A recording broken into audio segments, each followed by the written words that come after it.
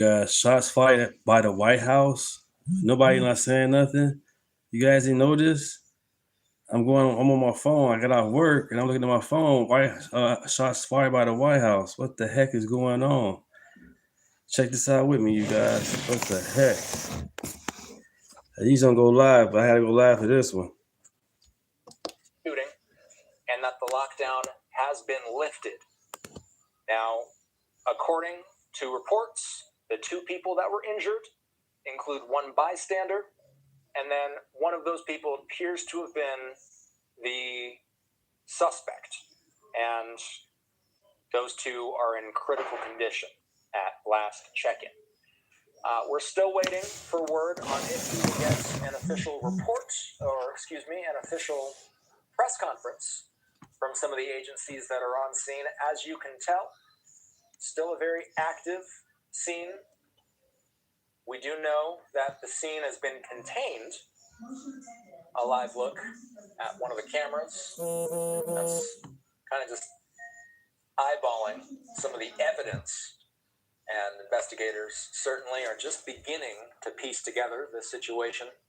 My understanding is that at 8 p.m. Eastern Time, Fox 5 DC will come on with their a brief newscast.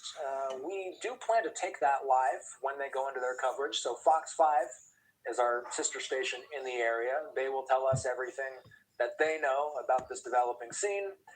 Let's stick with the live images until they start. And again, we expect them to start up their news in about a minute or 2 here. So we'll get out to that as soon as it begins. For now, just to recap really quickly, we have learned that Fox News is saying this more specifically. They say that a male gunman armed with a pistol opened fire earlier today near the White House and engaged with the U.S. Secret Service. It's the first time I've seen them identify this person as a male. So Fox News is identifying the shooter as a male. Fox News chief congressional correspondent Chad Pergram reported that at about 6 p.m.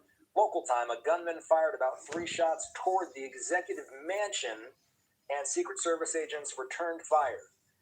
It looks like Fox 5 DC should be starting up with their newscast pretty shortly here. So I'm just going to put myself on camera, and I'm going to await their newscast to begin. It'll be starting up in any seconds. A lot of the questions I have to do with the bystander that has been injured. We don't know who. I'm going to wind it back for you guys a little bit. In the morning, so it's the overnight hours in Israel, and President Trump, according right now is the reports of that gunfire outside of the White House. Again, though, as Regina relayed from Fox's reporting, we were told that suspect never got inside of the perimeter. One more note I want to mention before we go. Regina had talked about the fact that this did not happen long after the White House Correspondents' Dinner shooting. A lot of the folks, as Regina said, who were on the White House grounds at the time were journalists who were doing live shots tonight and reports. Starting to see on social, some of the journalists that were there were filming either videos online or on television, and you can hear the gunshots in the background as they duck. So a lot of those journalists, having just lived through this, also lived through the White House Correspondents' Dinner shooting. So we are working to gather information for you as quickly as possible. Thank you again for staying with us here on Fox Local. Please join us back tonight on the Plus and on Fox Local at 8 o'clock, just in about 45 minutes here. Regina will be live with us with the very latest. Okay, Fox 5 DC with their reporting. It looks like we're having a bit of a video issue there. Coming out to me full now. There we go. A live look at of shots fired outside the White House. We know President Donald Trump was inside the White House at the time that shots were heard. As of right now, limited information. We're still trying to get details confirmed from authorities, but Fox News is reporting an individual fired gunshots at least 3 times outside the White House. The Secret Service apparently returned fire. Fox News also reporting that another person was hit somewhere between the gunfire exchange, and as mentioned, there's also reports that the bystander as well as the shooter are in critical condition. On social media, FBI Director Kash Patel, he also said that he would update the public as soon as they're able to. But Sydney, we also know that journalists were working there at the time when they They heard gunshots. They were told by authorities to seek shelter as the White House was placed on lockdown. Keep in mind, this is all unfolding just a few blocks from the White House, an area where we see tourists, residents walking, especially on Memorial Day weekend. So it's still unclear how many bystanders were in that area when those shots were fired, but definitely a scary experience for that person that is in critical condition. Of course, the people who were there to hear those gunshots and possibly What the heck, you guys? Really, man? We gotta do better, you guys. We gotta stay prayed up, you guys. We gotta stay prayed up for real. We don't know who it is, but more likely it's part of the left wing tweaking again. We're really gonna shoot at the White House? Come on, man. This is ridiculous. We gotta stay prayed up, y'all. For real. Thanks for stopping by, everybody. Thanks for stopping by. Lockdown at the White House. What the heck? Scary. I didn't understand what happened, and then I understand that it was shooting and they closed the White House. It's very scary. Tons of cars, of police cars just running, and also a couple of ambulance just everywhere, like going from there, and then we start walking back to our hotel. I usually don't go live on the weekends, but I had to go live to this time because this is ridiculous, you guys. Shooting at the White House, by the White House. Come on, man. We gotta do better. And we saw they closed all the streets. Of course, we just got sound from those tourists, but I'm telling you, just here in this area, we continue to see people stopping by to get more information of what happened. As soon as we hear more details, we'll be sure to share it with you. This is still an ongoing investigation. Sydney? Regina, as you mentioned, I understand that lockdown at the White House has since been lifted. What can you say about sort of the level of urgency that exists around you? Obviously, we can see several law enforcement officers. Do they seem to be on guard, be alert? Do they seem more relaxed at this hour than they did when you first arrived? Yeah, I mean, definitely seeing the amount of police officers here is a good sign. They are definitely on guard just to know what happened. They have to remain that way, but we're not seeing people alarmed because they're seeing that police seem to have it under control. And of course, we're still trying to get confirmation, but really seeing this level of law enforcement and the way that they're handling this, it does bring some relief to people who are walking here because they Makes no sense. Makes no sense, you guys. FBI and NPD are here to handle anything that is in this area.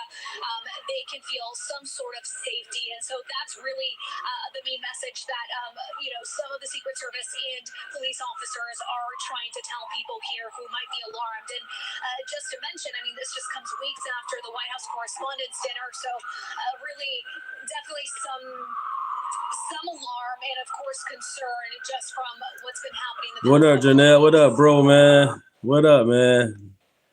These left-wing Democrats, boy, they just can't get themselves together with this shit, man. Shooting at the White House, by the White House, lockdown, that's crazy. Sydney? Thank you, Regina. We will check back in with you soon. I didn't vote for Joe Biden, but I did not wish him to, to be shot at or anything crazy. I want the man to be voted out or impeached, but nothing like this. This is crazy. This is not how it's supposed to be because you can't get your way. And as Regina mentioned, this, of course, comes nearly a month after that shooting at the White House Correspondents' Dinner. You'll remember a California man, Cole Thomas Allen, was accused of trying to assassinate President Trump there. He remains in federal custody tonight and has pleaded not guilty to those charges against him. Following that scare, Secret Service officers also shot at a suspect they said had fired at officers near the Washington Monument, also very close to the White House. A Texas man is charged in connection with that May 4th shooting, and a teenage bystander was wounded. Again, a lot we do not know tonight. This is breaking, developing news. We will stay on top of it. We will get back with Regina soon, and we will also be joined by a retired FBI agent in the coming moments to analyze what we do know so far, so please stick with us. All right, let's shift gears now and turn. That was Fox 5 DC's coverage. We appreciate WTTG for their storytelling there. We will stick with their coverage, and we will let you know if we learn of any more major developments, and we will let you know if we hear of any more live reports from the scene. These are our vantage points for now. The lockdown has been lifted. And why don't I just roll through some of these camera angles? Because it is getting a little bit darker. Our visibility of these scenes is not going to be great. Coming up shortly here, it looks like we got a little bit of a soft focus on this one. Not seeing any movement really in front of the White House. Let's get to this new post from Chad Pergram. He's Fox's chief congressional correspondent, but he has been reporting. Yeah, it happened around 6 o'clock. And he's been giving updates. He says the Secret Service, USSS, stands for the U.S. Secret Service. Shortly after 6 p.m. Saturday, an individual approached a Secret Service checkpoint in the area of 17th Street and Pennsylvania Avenue Northwest. A preliminary investigation indicates that as the individual approached, he removed a weapon from his bag and began firing at posted officers. Secret Service police officers returned fire, striking the suspect, who was transported to an area hospital where he later died. During the shooting, a bystander was also struck by gunfire. It remains unclear whether the bystander was struck by the suspect's initial gunfire or during the subsequent exchange of gunfire. No injuries were sustained by Secret Service personnel. How you doing there? How you doing, everybody? Was at the White House during the incident, but was not impacted. The incident remains under investigation. So, I'm glad he got his ass. I'm glad he got him. Who was transported to a hospital, did later die at the hospital. We do not have any more confirmation. I believe that's all the latest details. Chad summing it up there in that tweet. As we take a live look at the White House, it is time for us here at Live Now to take our first commercial break of the hour. Still monitoring the news wires, checking in with correspondents in the area for any details about this developing investigation. Let's take that commercial break. I'm Austin Westfall. Our coverage returning in 2 minutes.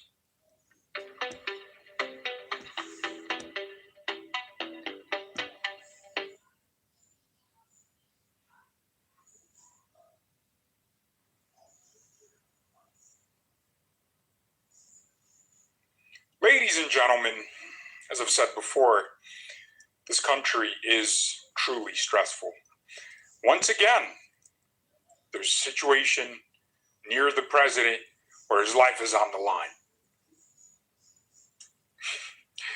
So what just happened?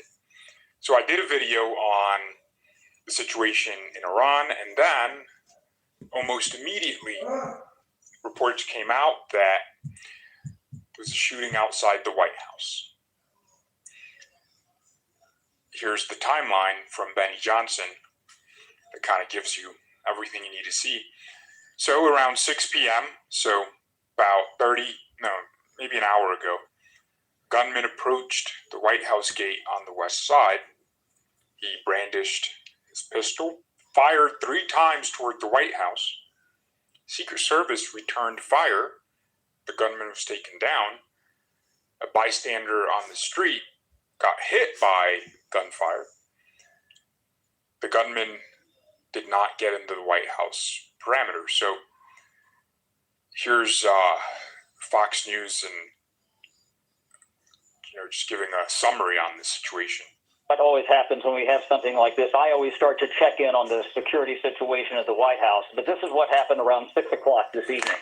I'm told that a gunman came up near the White House on the west side, what is described to me as Gate 17. This is kind of near 14th Street on the west side of the White House, and came up and brandished some sort of a pistol. We don't know what type of pistol it was, but he then fired toward the White House 3 times, and the United States Secret Service, they returned fire. We don't know how many shots that they got off, and they apparently took the gunman down.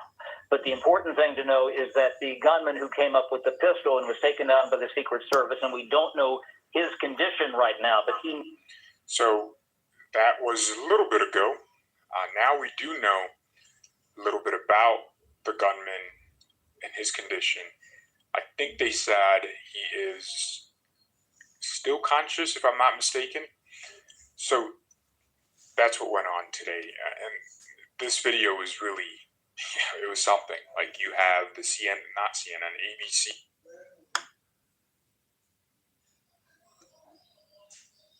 president can do that. I am in the Oval.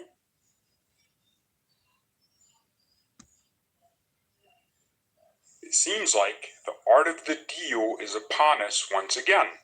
President Trump just made an announcement confirming that the United States and the Iranian regime are on the precipice of a truce, certainly a more permanent truce, to end hostilities in Iran and in the Middle East, to bring about the end of this conflict that has been taking place. I think it's been 2 months now.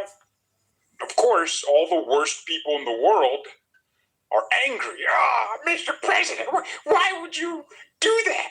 Why would you want to stop this war? Whatever. Here's what the president said. You ready, everybody? You ready for my great statement? It's a beautiful, huge statement, okay? Beautiful statement. No one puts out statements like this, okay? No other president can do that. I am in the Oval Office at the White House, where we just had a very good call with President Mohammed bin Salman Al Saud of Saudi Arabia. Mr. President, he's the Prime Minister. I don't know who typed this, but, look, mistakes happen. Mohammed bin Zayed Al Nahyan of the United Arab Emirates, Emir Tamim bin Hamad. Dang, these names are like paragraphs, man. What's going on? Just call him Chad. Call him Tyler. Look, white people got that right. These short names, and then you got black people. Latajane. Oh my gosh, here we go again. Another EBT warrior. Okay, Prime Minister of Qatar, Pakistan's leader, Erdogan of Turkey, Egypt, Bahrain. Thanks for stopping by. I appreciate that. Just wanted to share that with you guys. Lockdown at the White House. Leave the president alone. Let this man finish his years, But let's continue. Concerning the Islamic Republic of Iran and all things related to a memo like, share, and subscribe.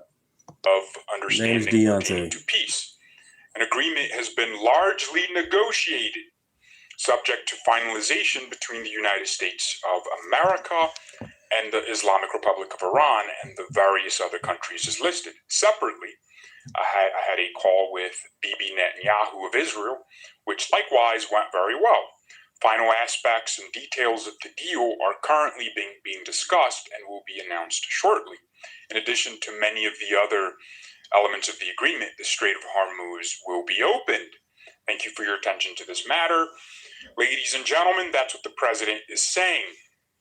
This would be massive, The Strait of Hormuz finally opening would be amazing, It wouldn't feel like we're paying rent every time we go to the gas station now. Finally, right? Look, on paper, the United States has completely decimated Iran's capabilities. Their military is non-existent when it comes to at least, responding. Their missile industry has been largely depleted. They still have their drones and everything like that, but look, Iran has been cooked in this war. But the one leverage they have is the Strait of Hormuz, where 20% of global oil transits. And so threatening that strait is actually massive leverage, and that has hurt the global economy. In fact, there's reports that some of the Gulf countries, the UAE as an example, could be heading into a recession just because of this 2-month, blockade that Iran has imposed on the strait. And even with the U.S. naval blockade of Iran's entire trading industry, they continue to threaten the Strait of Hormuz, and hardly any ships go through. So it's just like a big problem, So having that open will be amazing. Not everyone's happy about this announcement. I'm happy. We're happy.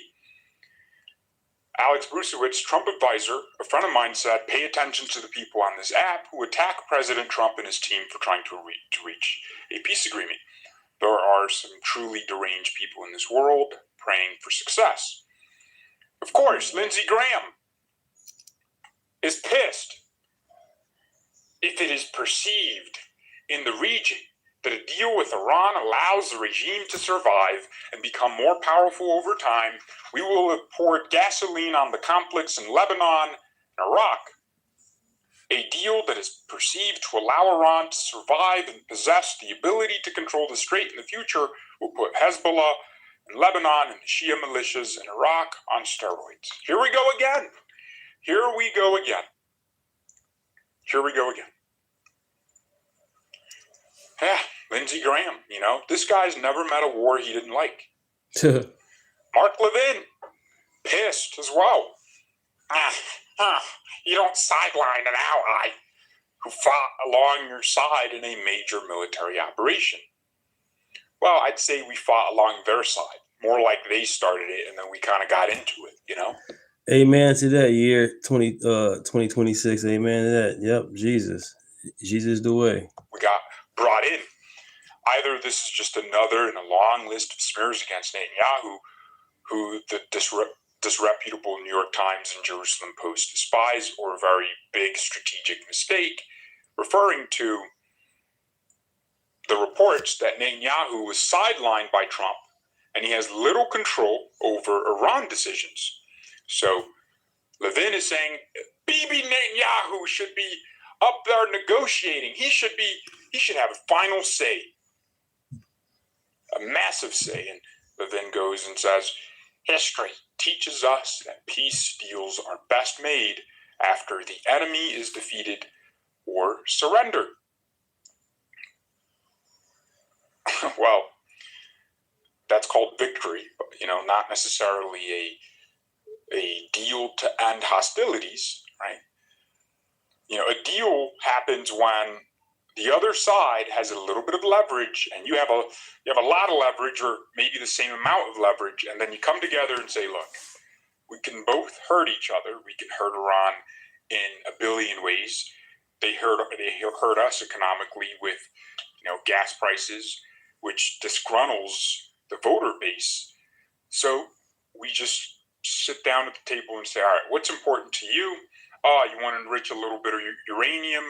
Okay, how about let's absolutely agree not to go over this threshold, and then you give us the uranium you've gotten over that threshold, something like that. That's how it should work. But these guys are the only deal is How you doing, surrender. chat? How y'all doing? How you doing? Name's right. Deunta. Let's Thanks for be stopping by in the realistic chat. Thank you, okay? guys.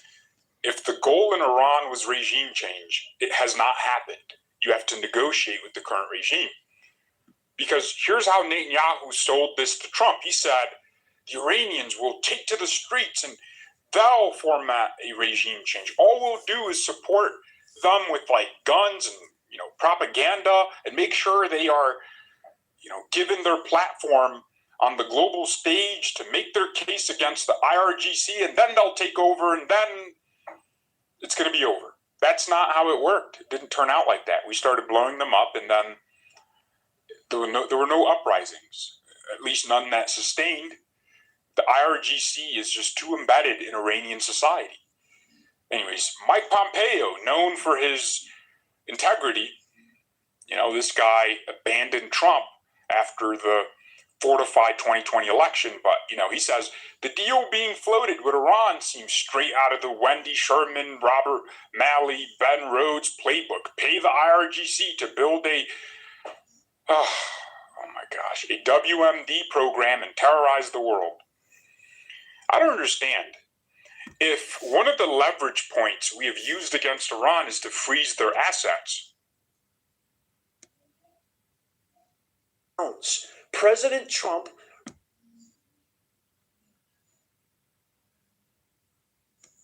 I can't believe this. On Saturday, May 23rd, Memorial Day weekend, a gunman fired at least 3 rounds from 17th Street and Pennsylvania Avenue toward Gate 17. I was just there last month, prompting Secret Service agents to return fire and stop him before he breached the grounds. President Trump remains safe inside with no agents injured, though a bystander was wounded in serious condition and the suspect left in critical condition. Apparently, according to reports, counter snipers positioned on the roof The FBI assisted, and press were briefly sheltered before the all clear. Officials are investigating the unclear motive. I don't think it's unclear.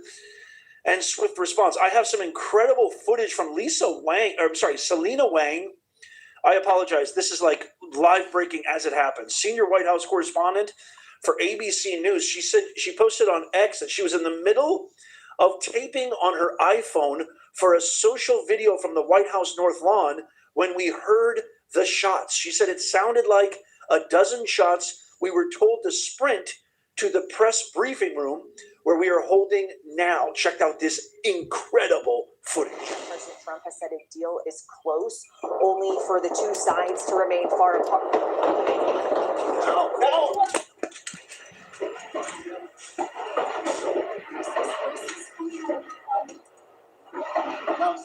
That President One more time. Trump's deal is close, only for the two sides to remain. Wow, you can hear it.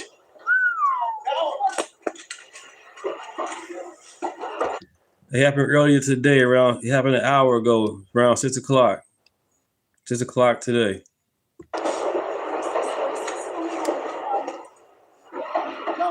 It's absolutely insane. We now also have some new footage released of people running inside and Secret Service coming out armed on the hunt for the active shooter. Check out this clip right here. I can't even talk. This is insane. Blurry, but as you can see, these are various people. I've been screaming for about 26 minutes. Reporters, producers that are essentially running after hearing those gunfire. Shortly after that, you see various Secret Service agents storm and push people out to safety. Bud, what up? Yeah, the crazy liberals, man. Hearing that possible gunfire and then moving towards the direction that Secret Service was pushing you towards. Right. So, Alex, as soon as you heard the gunshots, everyone kind of just froze. Like, wait a minute, are those gunshots? And then you gotta pray for these people, man. Pray for them. For real. Secret Service. They find Jesus, get baptized. You know. And because it's read the Bible. You gotta pray for these people. It's not as busy as say it would be on a weekday. Here with all the network reporters. Pod, how you doing? Ed Pod, how you doing? Welcome to the chat. Name Deunta. Welcome to the chat. 2 dozen of us right now in the press briefing room. Here's another clip, new video showing the moment gunfire broke out near the White House, sending reporters into a panic. Check this out. Republican support on Capitol Hill is weakening.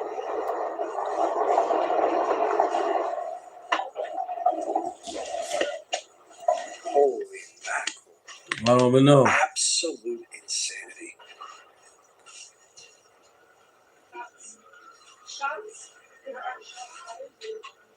So the camera's running. This guy's on the floor.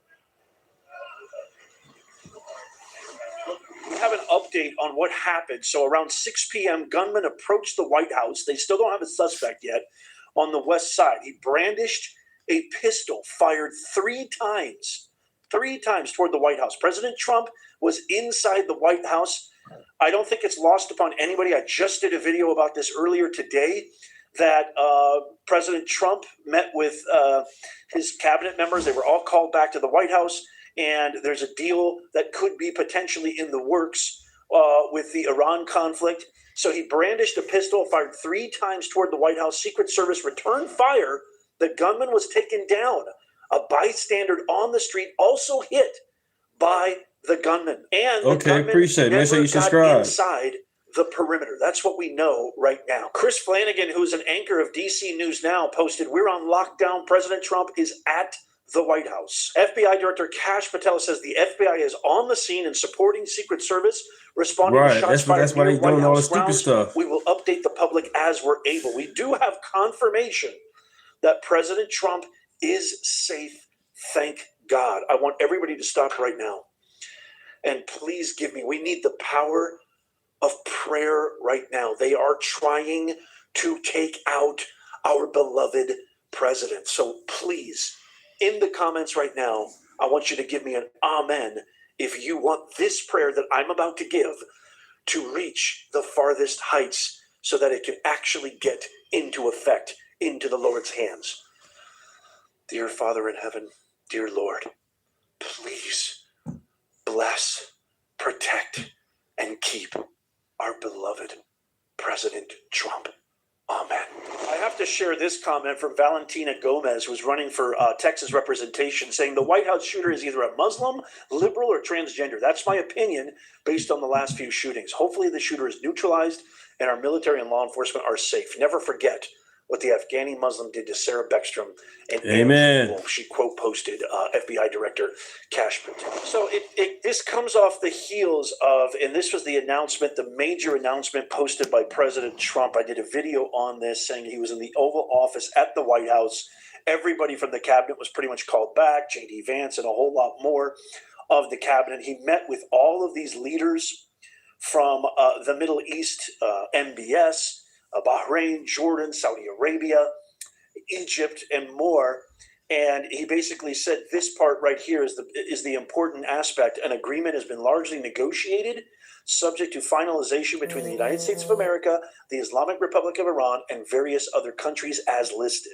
Separately, I had a call with Prime Minister Bibi Netanyahu of Israel, which likewise went very well. Final aspects and details of the deal are currently being discussed and will be announced shortly. In addition to many other elements of the agreement, the Strait of the Hormuz will be open. Thank you for your attention to this matter. So I'm now just getting word that 2 people were wounded in this shooting near the White House and that the lockdown has been lifted. So the lockdown has been lifted. I'm praying that nobody else is hurt. I'm praying for everybody's safety. I hope you are as well. The fact that they are lifting the lockdown to me suggests that everything is okay. There's no way they would lift a lockdown in that perimeter. So police, National Guard, Capitol Police, Metro, Secret Service, FBI, we're all essentially securing a wide radius perimeter. And if they've lifted that lockdown right now as of this recording, and President Trump is confirmed to be safe, God is great, and they would only do that if they absolutely were 100% certain. But I got something to say about this, and this is what I have to say about this. I may not know the identity of the shooter right now, the suspect. We may not know what his background is, his or her background. We may not know his or her religion or his or her motive, or et cetera, et cetera. One thing I can guarantee you, though, is whoever this suspect is, they ain't MAGA. 100,000%. I will liquidate the portfolio. I'll put everything on it. How about you? What do you think? Shame on you, Hollywood. Shame on you, Obama. Shame on you, Kamala. Shame on you, woke media. Shame on all of you. Shame on you, Newscomb, you American psycho haircut that passes for a man. You are the ultimate septic tank parasitic cockroach. Newscomb, even this was after even the White House Correspondents' Center.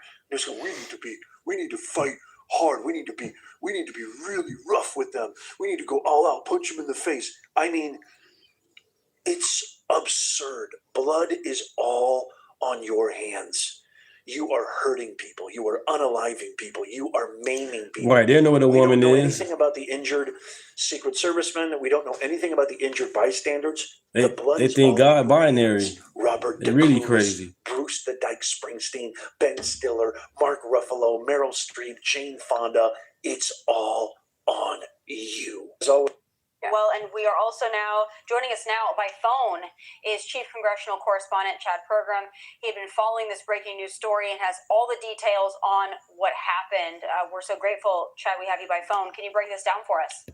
Well, Tommy, this is what always happens when we have something like this. I always start to check in on the security situation at the White House, but this is what happened around 6 o'clock this evening. I'm told that a gunman came up near the White House on the west side, what is described to me as Gate 17. This is kind of near 14th Street on the west side of the White House, and came up and brandished some sort of a pistol. We don't know what type of pistol it was, but he then fired. I'm going to switch it up after this. Toward the White House 3 times, and the United States Secret Service, they returned fire. We don't know how many shots that they got off, and they apparently took the gunman down. Now, sometime in this gunfire exchange, a civilian on the street was struck by this gunfire, and we do not know the condition of that person right now. But the important thing to know is that the gunman who came up with the pistol and was taken down by the Secret Service, and we don't know his condition right now, but he never got inside the perimeter of the White House. And this is according to a senior administration official with direct knowledge of what went down at the White House this afternoon. This was right around 6 o'clock Eastern time. So, Chad, so if I'm hearing what you said correctly, this was somebody who was just firing in the direction of the White House? It was something that the Secret Service obviously perceived as a threat. Obviously, we're told that that gunfire apparently was directed toward the White House. If you get toward the west side of the White House, and we're trying to figure out precisely where this was, you have the old executive office building, now called the Eisenhower Executive Office Building, which is kind of a big complex if you're working from west to east toward the White House. So we know that he was firing in the direction of the White House, and this is the preliminary report from someone who's very senior and would have direct knowledge of this information. Again, a lot of people in town. There was one source that had, questioned me earlier, even before we had this information. There's a lot of motorcyclists in town for the Memorial Day events. They always come for this time, and people thought it might have been, motorcycles backfiring or something like that. There's quite a cacophony of that. But this is clearly someone who came up and was firing at the direction of the White House. And the president, of course, is at the White House today. Hey, Chad, Kevin here. If I could just get you to break down again, based on what you've heard, this person was taken down. Does that mean they have been neutralized, or do you think they sort of made physical contact with this person? I'm just trying to get some clarity there. I was told that they were shot because the Secret Service returned fire against this individual. Gotcha. And have you heard from any cabinet secretaries or any other high-level officials about what's happening? Yeah.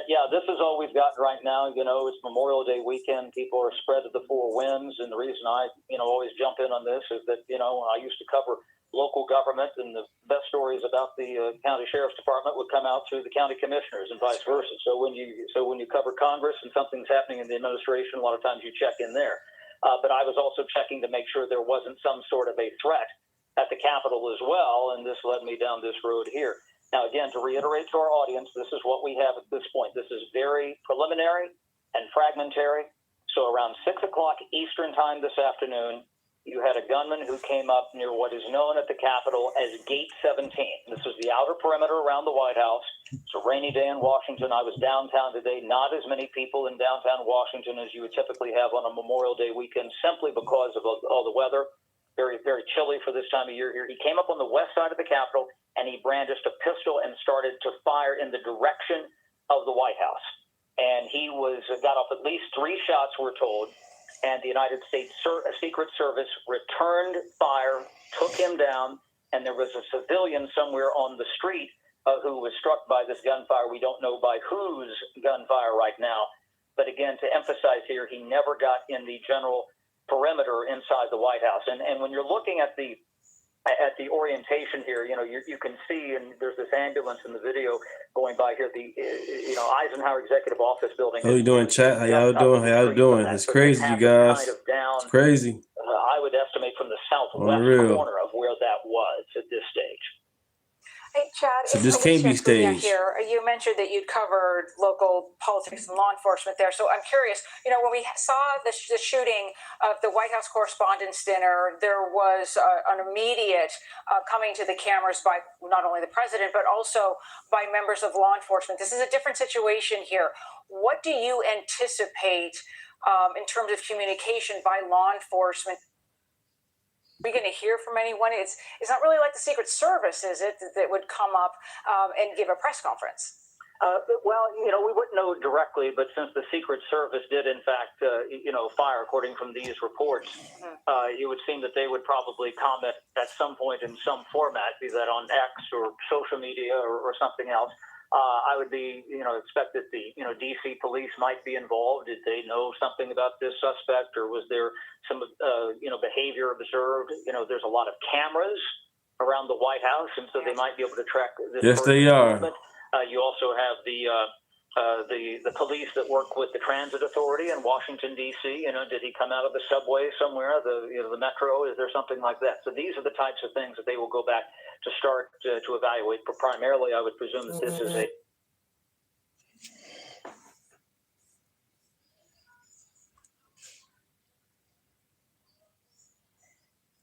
So let's call a spade a spade. The Democratic Party is turning its constituents into terrorists, and they're doing Yes, they it on are. purpose. The constant rhetoric. They're so damn emotional. That's the problem. Facts over feelings. Name's Deunta. Thanks for stopping by. This is from X. Let my man cook for a little minute. That creates fear will eventually turn into hate, which we already see. And if that hate is allowed to fester long enough, it will turn into desperation, which then leads into violence. What I'm saying is eventually, all of the Democratic supporters will get to a point where they feel like the unaliving of Trump, the cabinet, and all of their supporters will be the saving of America. And the Democratic Party knows that if they continue to spread fear and confusion and chaos, that their constituents will eventually become chaotic. They will become rioters. They will become terrorists. And we're seeing that more and more each day. This is what they want. People like Harry Sisson and Aaron Parnes are being paid to turn the Democratic supporters into terrorists. At some point, they will feel like the unaliving of MAGA, of anybody who supports Trump, would be a positive thing for America.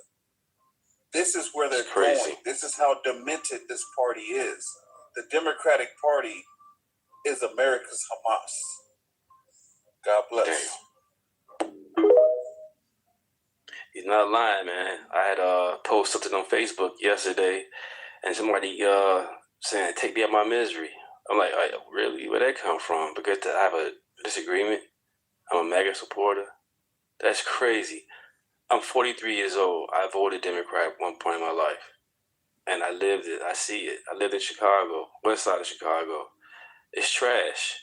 Just last night, they had 500 kids doing a teen takeover. But this is just sad, though, that they took out Charlie Kirk because he just wanted to talk and that you agree or disagree. And they celebrated it. Makes no sense at all. These people are evil. They're demons. You got to pray for these people. Pray they demon up out of them. When it comes to these Democrats, vote them up out of here, too. And it's just sad, too, how they tell you that Democrats are losing their votes and they can't vote. But yet, it's a black woman in Virginia that's a Republican. Chances are she might win, but they saying that's racist because she's a black woman, she's Republican. But yet they want a white man that's a Democrat to represent them. I thought you guys want black representation. It make it make sense. I don't get it. Obama telling everybody vote for the white woman, but yet she's going against a black woman. When it came to Kamala Harris, vote for Kamala Harris because she's black. But yet she's actually Indian. This is crazy. The Democrat, whoever's good is bad. This guy is blue, we know it's blue, but they're going to tell you it's green. And people are going to fall for it. You know, that's sad. Facts over feelings, you guys. Facts over feelings. But other than that, can we stop voting blue no matter who? Can we start doing that, especially the Black Americans? Can we stop doing that? Because they black doesn't mean they have the right or the best for us. Period. We had Chicago, 2 black mayors. Where has Chicago gotten? Chicago has not been elevated. It's going down the drain. They keep out the illegals more than the Chicagoans. Period. They'll tell you no money in Chicago, but yet the money goes straight to the illegals. As of right now, $700,000 is being paid in Chicago for illegals who live in a hotel somewhere on 73rd and maybe Cicero, I believe, as of now. This is crazy. But you guys want to keep on voting? Oh, Brandon Johnson, he's black. He's in the alternate community. He represents us. Man, get in there. Say he ain't not going to raise property taxes. Property taxes up the roof. They definitely Amazing. gender confused. But let my man cook. This is from X. What's up, everybody? Zeke here. So I got a question because there's something that's been kind of bothering me for the past couple of days with all this redistricting, and you have all the blacker than black crowd saying, "Oh, we're going to lose representation, and this is going to put us back to Jim Crow, and this is going to be so detrimental for the black community." My question is, and it's a real simple one. You know, you can answer the comments, you know, because I always have people who always want to straighten me out and check me. My question again, thank you guys. Really appreciate you guys being in the chat. My name is Deunta. Let's continue. I mean, just honest question. Can you point to anyone in Congress who is pro-black? And you can say, you know what? I'm glad they're there because they were able to get this. Has Jasmine Crockett been able to secure funding for this project in the black community? You know, have any of them done anything? Any of these black Congress folks, any of these people who say, I'm here. Barack Obama from Chicago, president. What do you do for Chicago? Nothing. Now you got a big dumb presidential center, library. That shit is trash. And you need an ID to get in there. But they tell you having an ID is racist. Make that make sense, you guys. We gotta do better as black people, man. We gotta stop killing each other. Keep having our babies. Stop aborting our babies. We gotta do better, man. We gotta do better for real.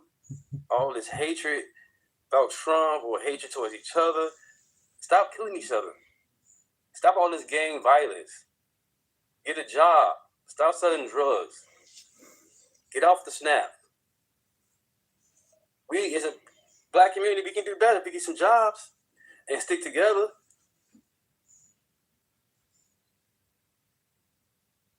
Because I'm black, what have they done specifically for the black community where losing them would be a bona fide loss? Because I'm curious about that. They've only helped themselves. Like Jasmine Crockett will remind you every 5 years that she's a black woman. I can't think of anything she's done. What's she done? You know, so any of them at all. Hakeem Jeffries, any of them. What have they done where you can look at it and go, you know what, I'm glad they're there because the black community is really doing big things because of them. What have they done? And if they haven't done anything, why are they in Congress? Just my question. Put it out there.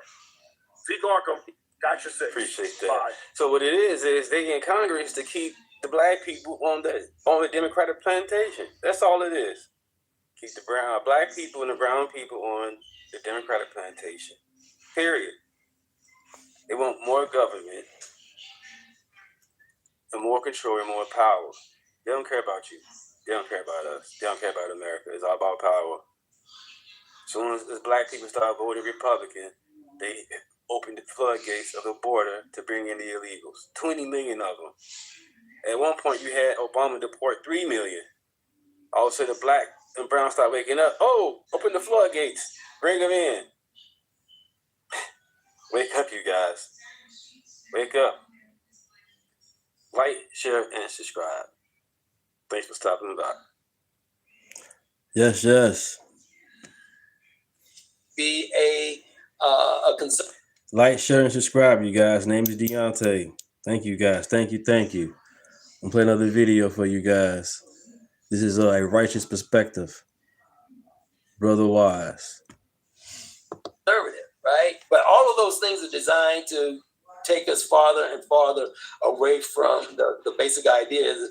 Do you believe identity politics is intentionally designed to divide Americans? Oh, well, I can't think of anything else it would be designed to do. It doesn't bring us together, right? No. It is, you know, identity. Well, and identity could be race. It could be your sexual orientation. It could be your ideology, right? You know, you could be a progressive. I could be a conservative. Thank you, right? guys. We're growing. Thank you. Let's grow. Away from the basic ideas. There are things that are true. Thank you. Appreciate that, man. Thank you. Right? God created a man and a woman. He didn't create 136 genders. Okay. I'm sorry. You know, he didn't create men to call themselves women and participate in women's sports, right? And take all the medals. Yeah, and dominate. I'm just trying to say, whoa, you know, you got to do that because you just don't want to hurt some kid's feeling that wants to call himself a girl and compete with girls. It just doesn't make any sense, right? And that's what they force you to do. You guys get a chance, check this video out. It relates to this whole thing that's going on now. You'll like it. It's funny. Check it out. Check it out. Accept things that just aren't true and things that just don't make any sense. And at the end of the day, those things that if you do embrace them, ultimately causes our society to implode. Can't remember 600, right? No, That's you're crazy. absolutely right. What are your thoughts on social media? And do you think it has become the perfect Alinsky weapon? Well, yeah, back in, probably 10, 12 years ago, I made a declaration on Facebook that it was the best propaganda tool ever devised, right? And oh my goodness, it is. And I tell even AI, the same sort of thing. I tell people that unless you're an expert in an area, and if you're relying on AI to be the expert, then you're likely to be played for the fool. Okay.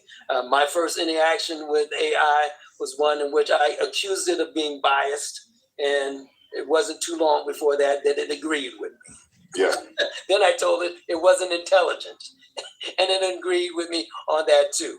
Now, which is not to say it isn't powerful as a tool, but in the hands of the wrong people, it can be destructive, very destructive. So I encourage people who are in line with the truth, who follow God's words, to use it as. Yeah, man, AI was getting out of hand, man, with these robots. I get it; it makes things much quicker. But 4 or 5 years from now, AI is gonna be down the drain anyway. You gotta build all these data centers. I don't know about all that. Is that gonna work?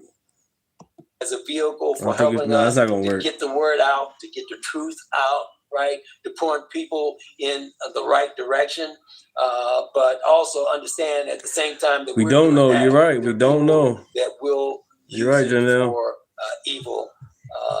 evil deeds.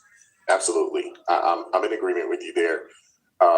I think the internet, I think social media has been a net positive and a net negative. Yeah. Because there's been a lot of great things, that have happened. I mean, I'm talking to you because of social media. Oh, absolutely. Some of the things that, a lot of us have been able to do, social media, the internet, so forth and so on. But, like anything, anything that can be used for good can definitely be used, for bad. Hold on, I'm gonna play one more video of me right quick. I'm gonna go back to this.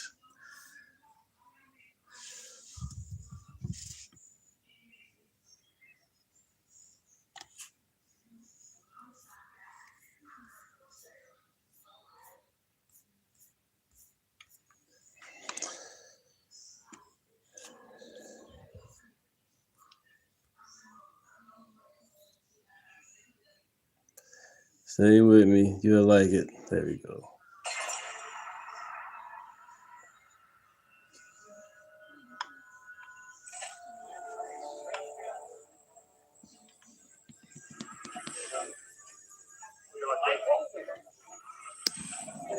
Whoa, what is that? Oh, let's follow it. You. Don't follow it. Don't follow. I think I saw it land over here.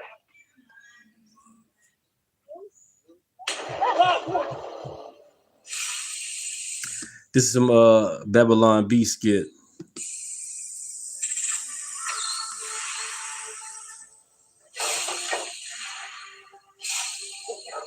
Thanks for stopping by. My name is Deunta. This is a Babylon B skit from X.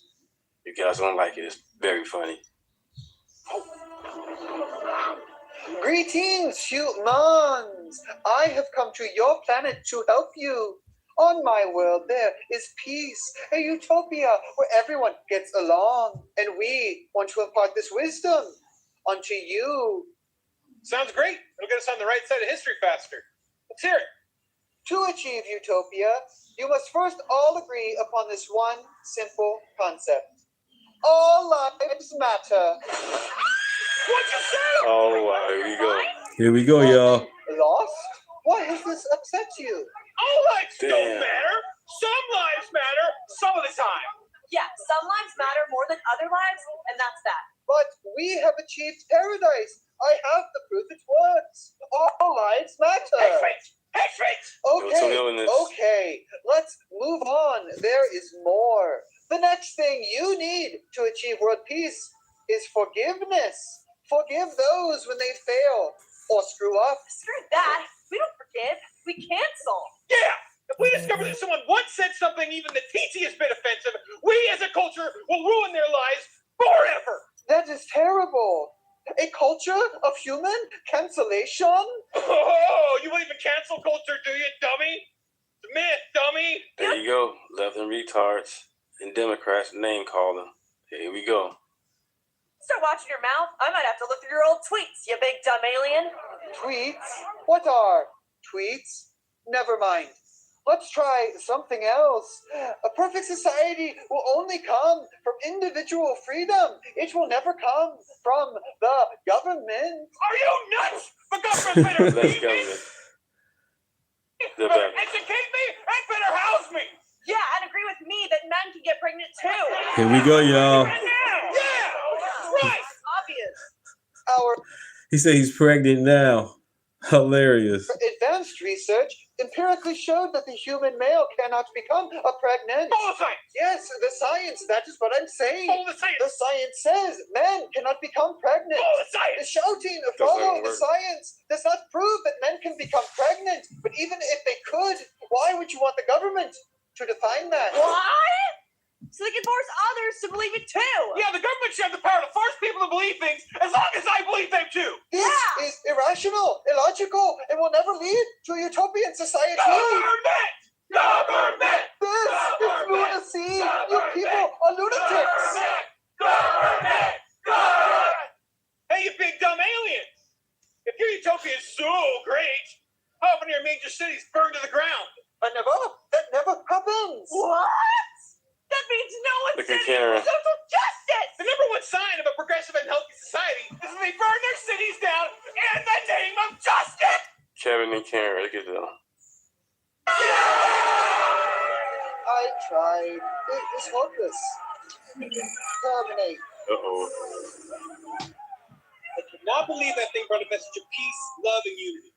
What a hateful conservative! Yeah, you can tell that we're the good guys by all the terrible stuff we do.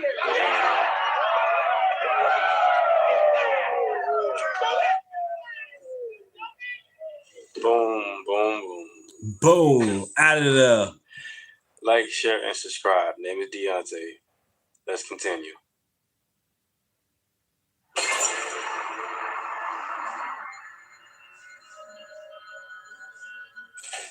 General Ford, thank you for agreeing to meet with us today. Yes, you are most welcome. Giving you a chance to beg and plead for mercy before we destroy your planet is much. In the beginning of the video, if you guys didn't notice, one of the guys had a Biden and Obama t-shirt on. And look at what's behind them right now. Get the flag behind them. That's both the administration right there. That's crazy. My favorite part of the job. No, please, don't destroy us. We don't deserve it. The looks on their faces. It's a hoot. Perhaps we should start out by introducing ourselves. I'm Chief of Space Operations, General Foreman, he, him. Undersecretary of State, Angus Miller, he, him. Chief Diversity and Inclusion Officer, Amanda Williams, she, her. And what exactly is a Chief Diversity and Inclusion Officer? It's my job to be a black woman. Well, good job, then. And what is this he, him, she, her, Bullshit. which you are all speaking? Those are our gender pronouns, so you know which gender we identify as. I appreciate that, but I am pretty good at telling the difference between the two genders. A man, woman. Nailed it. That was a lucky guess, but there are way more than just two genders. We've been probing humans for years, and we have only discovered the two. Subscribe if you guys haven't already. It's hard to know, really. It's changing all the time. So, your species is evolving that rapidly. Remarkable. Perhaps while you are sitting here, you will grow additional limbs or develop the ability to breathe underwater. No, that's not what we meant. It's too bad. I breathe underwater. It's a lot of fun. If you threw 20 pennies into a pool, I could dive down and pick them all up without ever once resurfacing. Boom! What, no applause? Dang.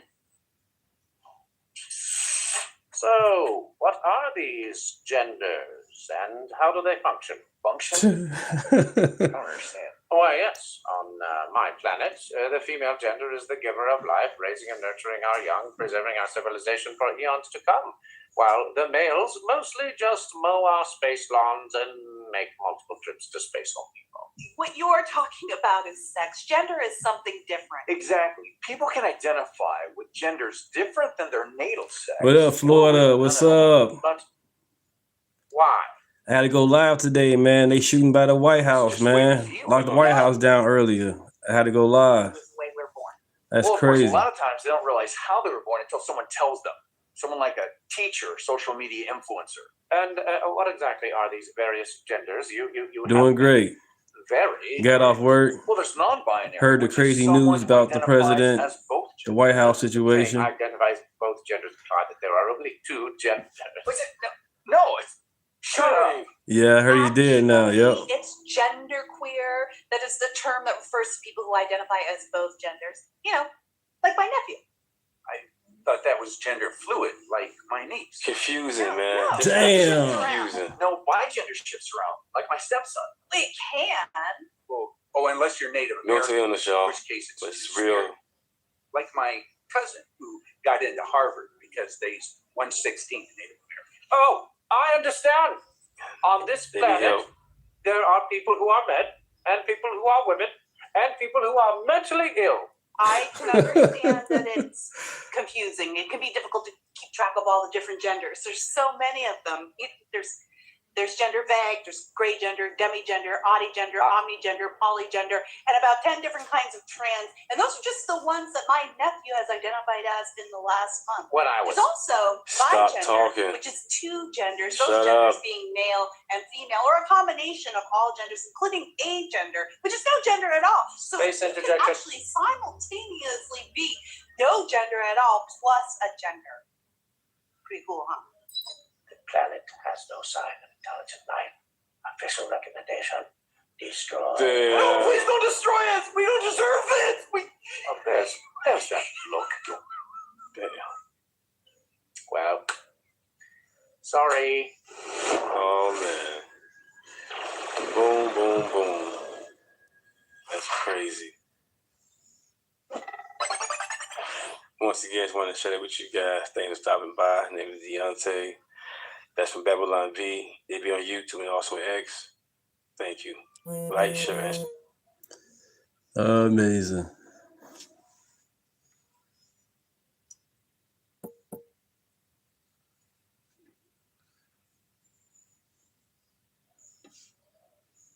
Should America prevent Iran from bombing Americans in the future? That was good. We're trying to show the atrocities that America has committed. Love it. You want to watch the video?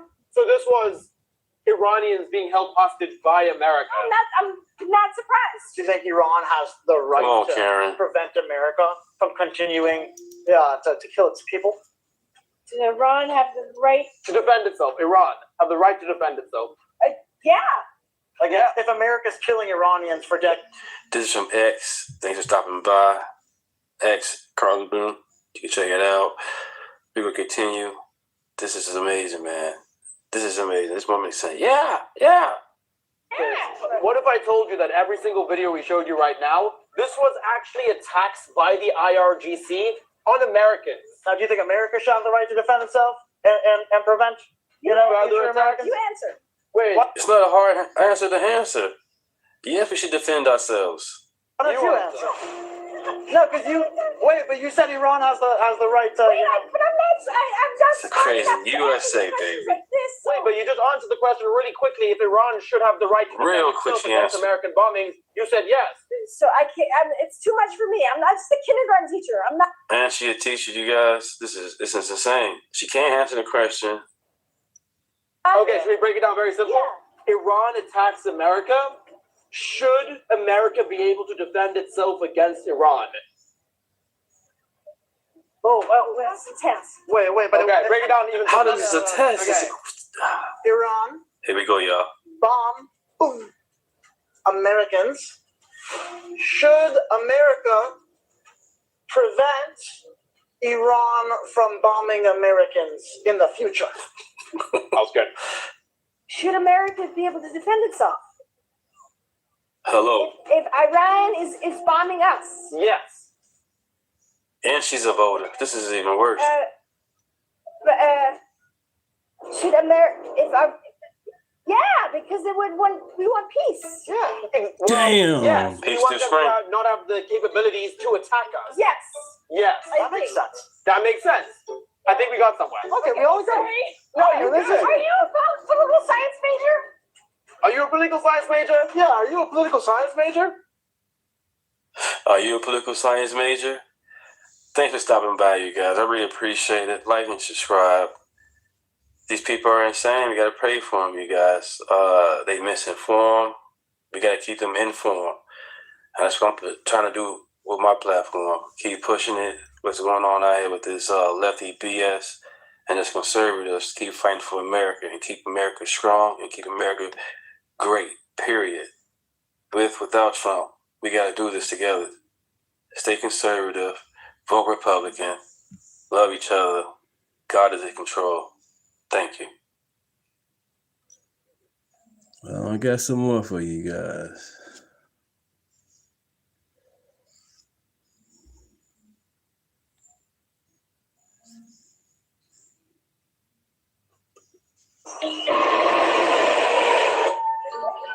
It ends up, when you do communism right, it works perfectly and everyone loves it. And it only took 200 million starving to get here. That's less than half as many as we thought. There has been another terrorist attack with 33 down.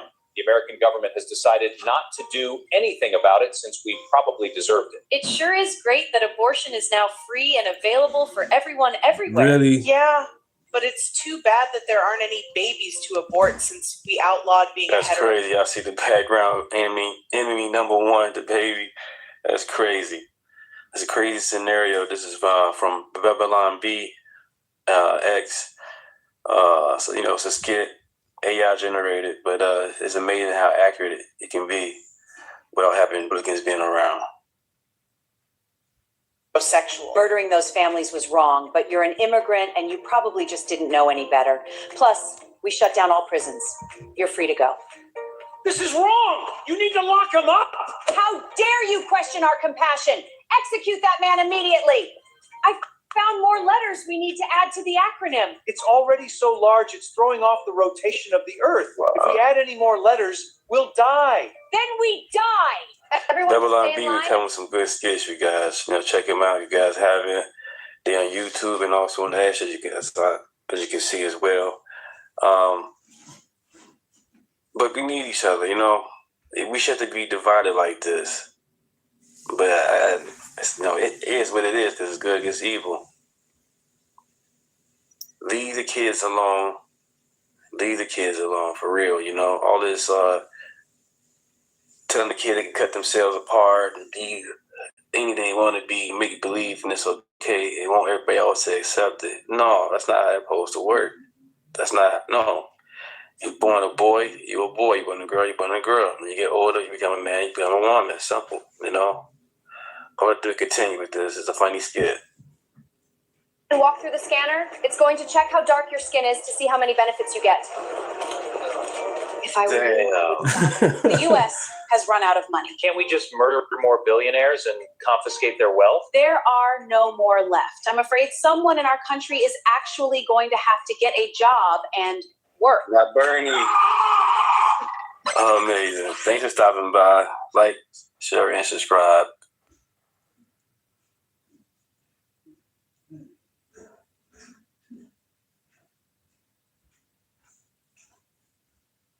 for our side, and we need to win.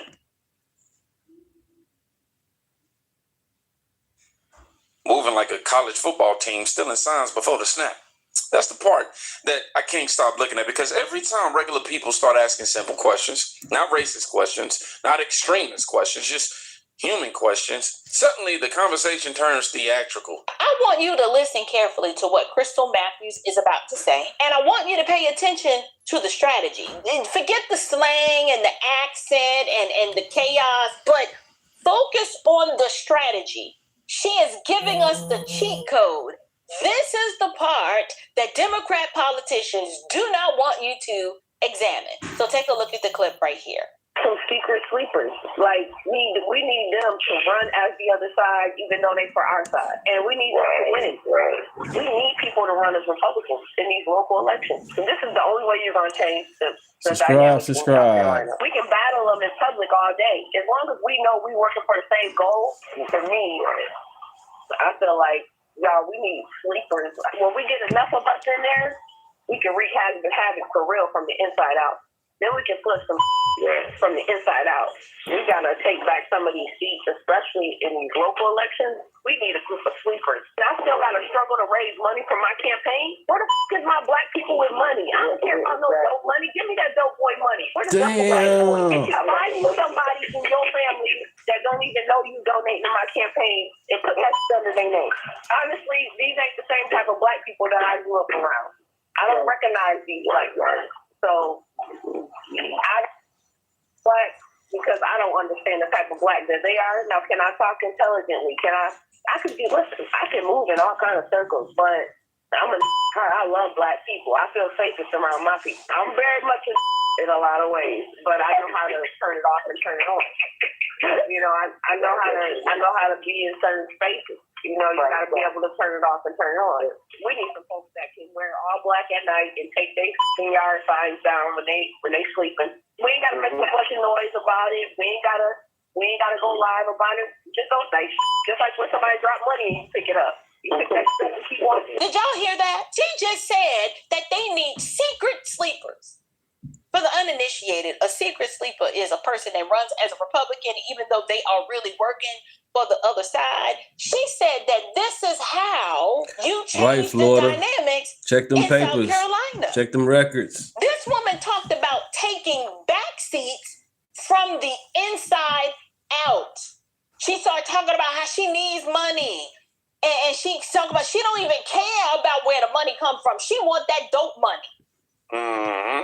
Now, if you're somebody who's been watching this channel for a while, you know that clip isn't new here. But because I have to show a broader picture here, I wanted to start with this. Shout out to April as well. But did y'all? Yes, April Chapman, you guys. April Chapman, though, right? She's snapping. Not whispered, not hidden. Not exposed by a hidden camera in some dark park garage. Dude said it like somebody explaining how to season chicken. She did. I don't know if she do, but she did. The swamp and the rhinos. Registered Republicans. That's not even the craziest part, though. The craziest part is realizing how many people probably heard that and still mentally filed it under nothing to see here. Yep. Because modern politics, man, and trained people to only react emotionally when the correct side tells them to. And notice something else. The same people who say voter ID, laws are dangerous, the same people who say election integrity conversations are offensive are perfectly comfortable talking about strategic identity camouflage when it benefits them. That's why normal people feel politically homeless right now. Not because they became radicals, because common sense started feeling rebellious. And speaking of emotional language, I want you to watch how fast,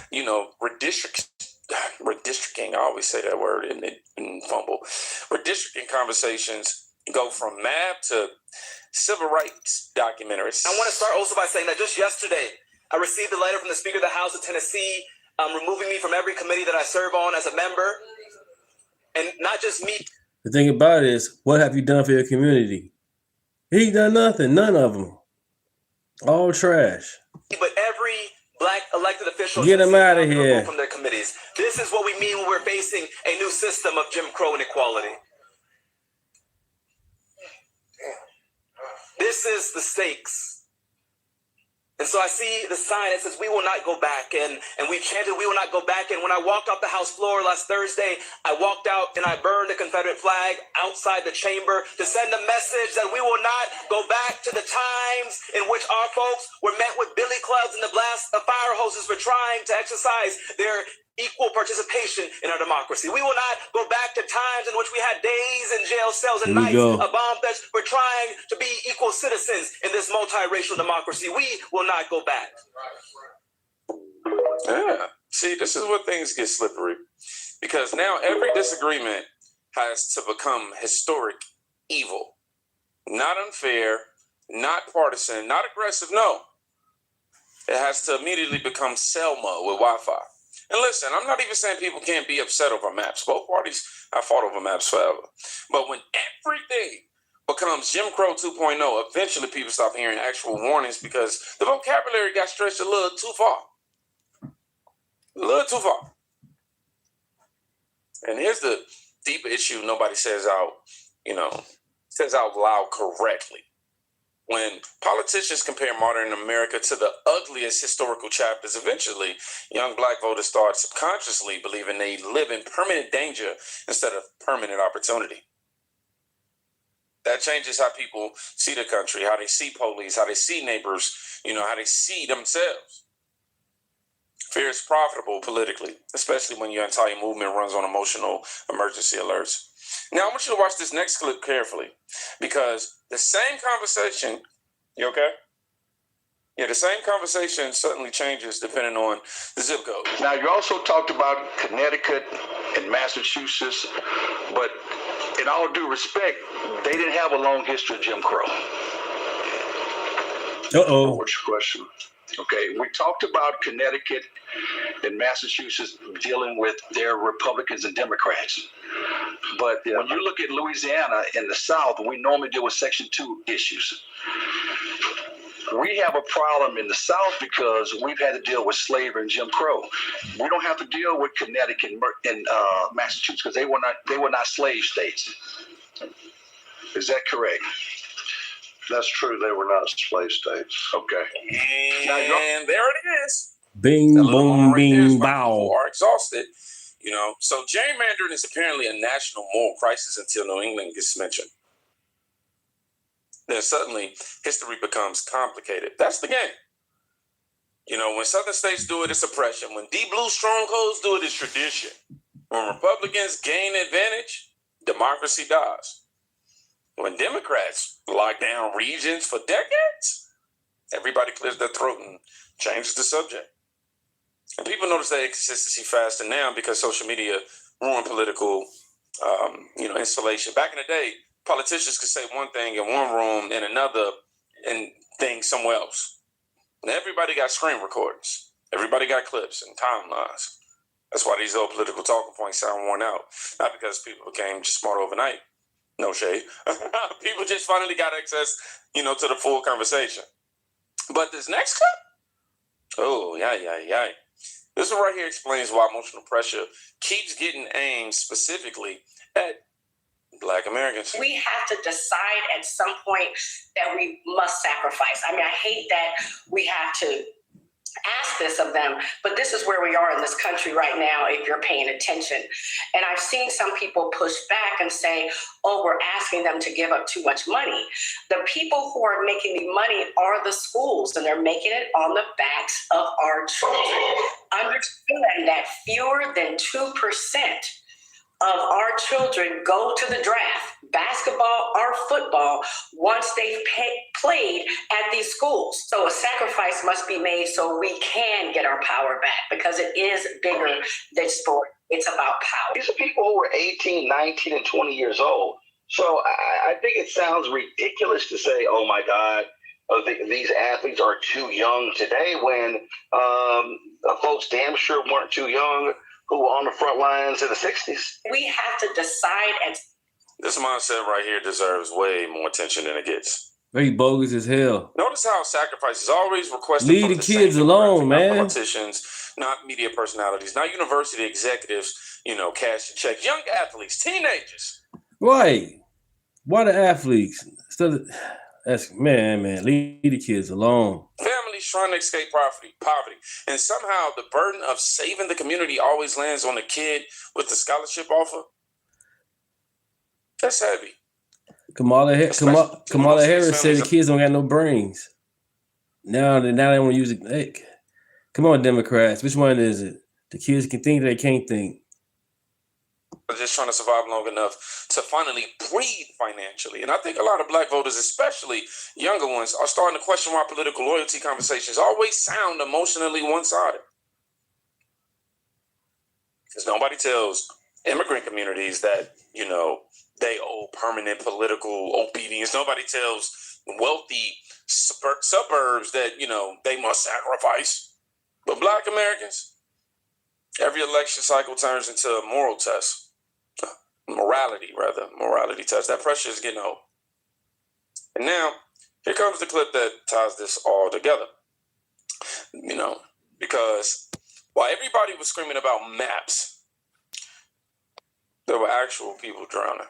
We're the freaking enemy, and I'm tired of it. I want you to look at this. This is not political theory. It's not a hashtag. And it's not a staged press conference. This is where my family lays their head. This is Texas. More importantly, Kerrville, Texas.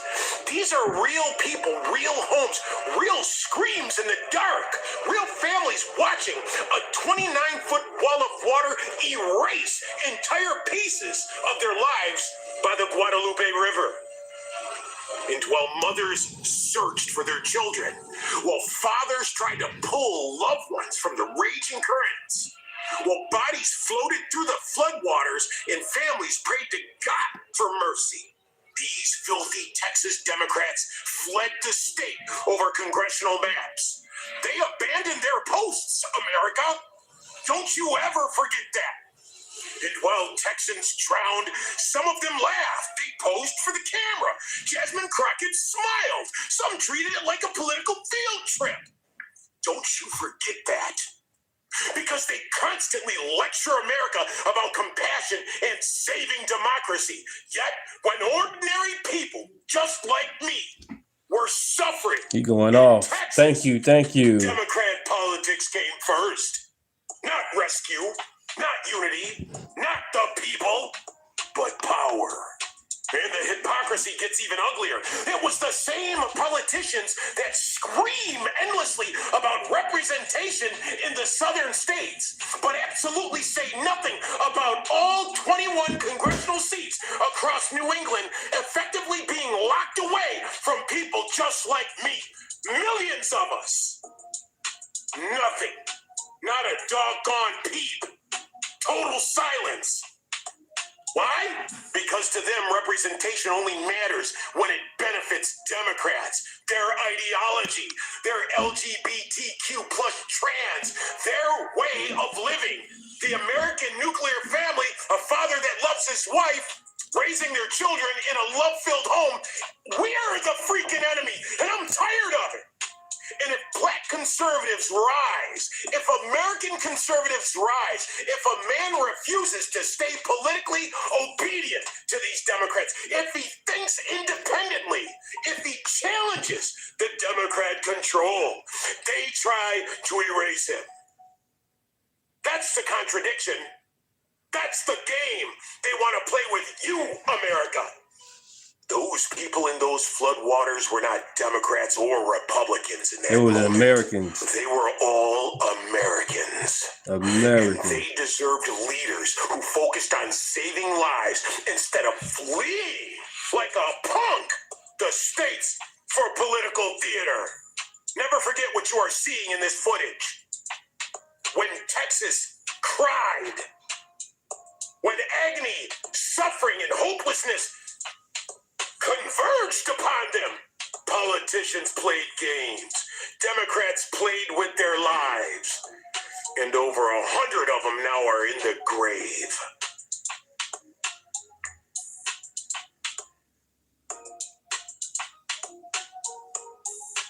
Now, that clip right there, that's why emotional messaging is starting to collapse on itself. Because once real tragedy enters the frame, political theater starts looking real small. fast. Families losing children. Homes underwater, bodies being recovered, and politicians are outside turning congressional maps into Broadway performances. That disconnect matters. Yes, it does.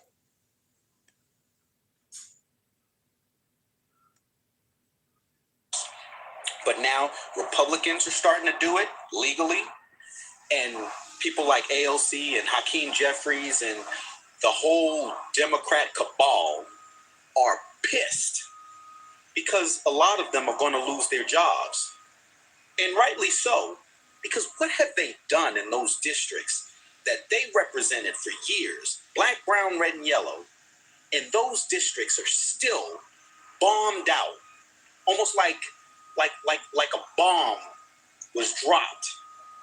People like Jasmine Crockett, all of those people like Maxine the Mummy Waters, their districts, look at their districts where they represent black people and brown people and some whites. Look at those districts. They have not progressed under those Democrat Right, Florida, leaders. nothing. And now Democrats are upset and trying to fearmonger the public and their voters, saying that their votes are being suppressed. No. People are now starting to see that these Democrat-ran districts show no signs of improvement. And maybe, just maybe, Republicans can do a much better job. Now, this right here is what Democrats accidentally created. Not Republicans, not Fox News, not Trump. Democrats created the version of backlash, this version of backlash themselves. Because after years of telling people every disagreement is an existential crisis or emergency, eventually folks stopped taking the alarm siren seriously. Boy who cried wolf. That's why this whole assault on democracy language isn't landing the same anymore. People look around their neighborhoods first. That's the real election map now. Not hashtags, not these celebrity endorsements, not speeches with dramatic pauses. People judge politics by what they physically see outside. Can I walk to my car safely? Can I afford groceries? Did this area improve after decades of speeches? That's why these reactions feel different. They're not emotional loyalty speeches anymore.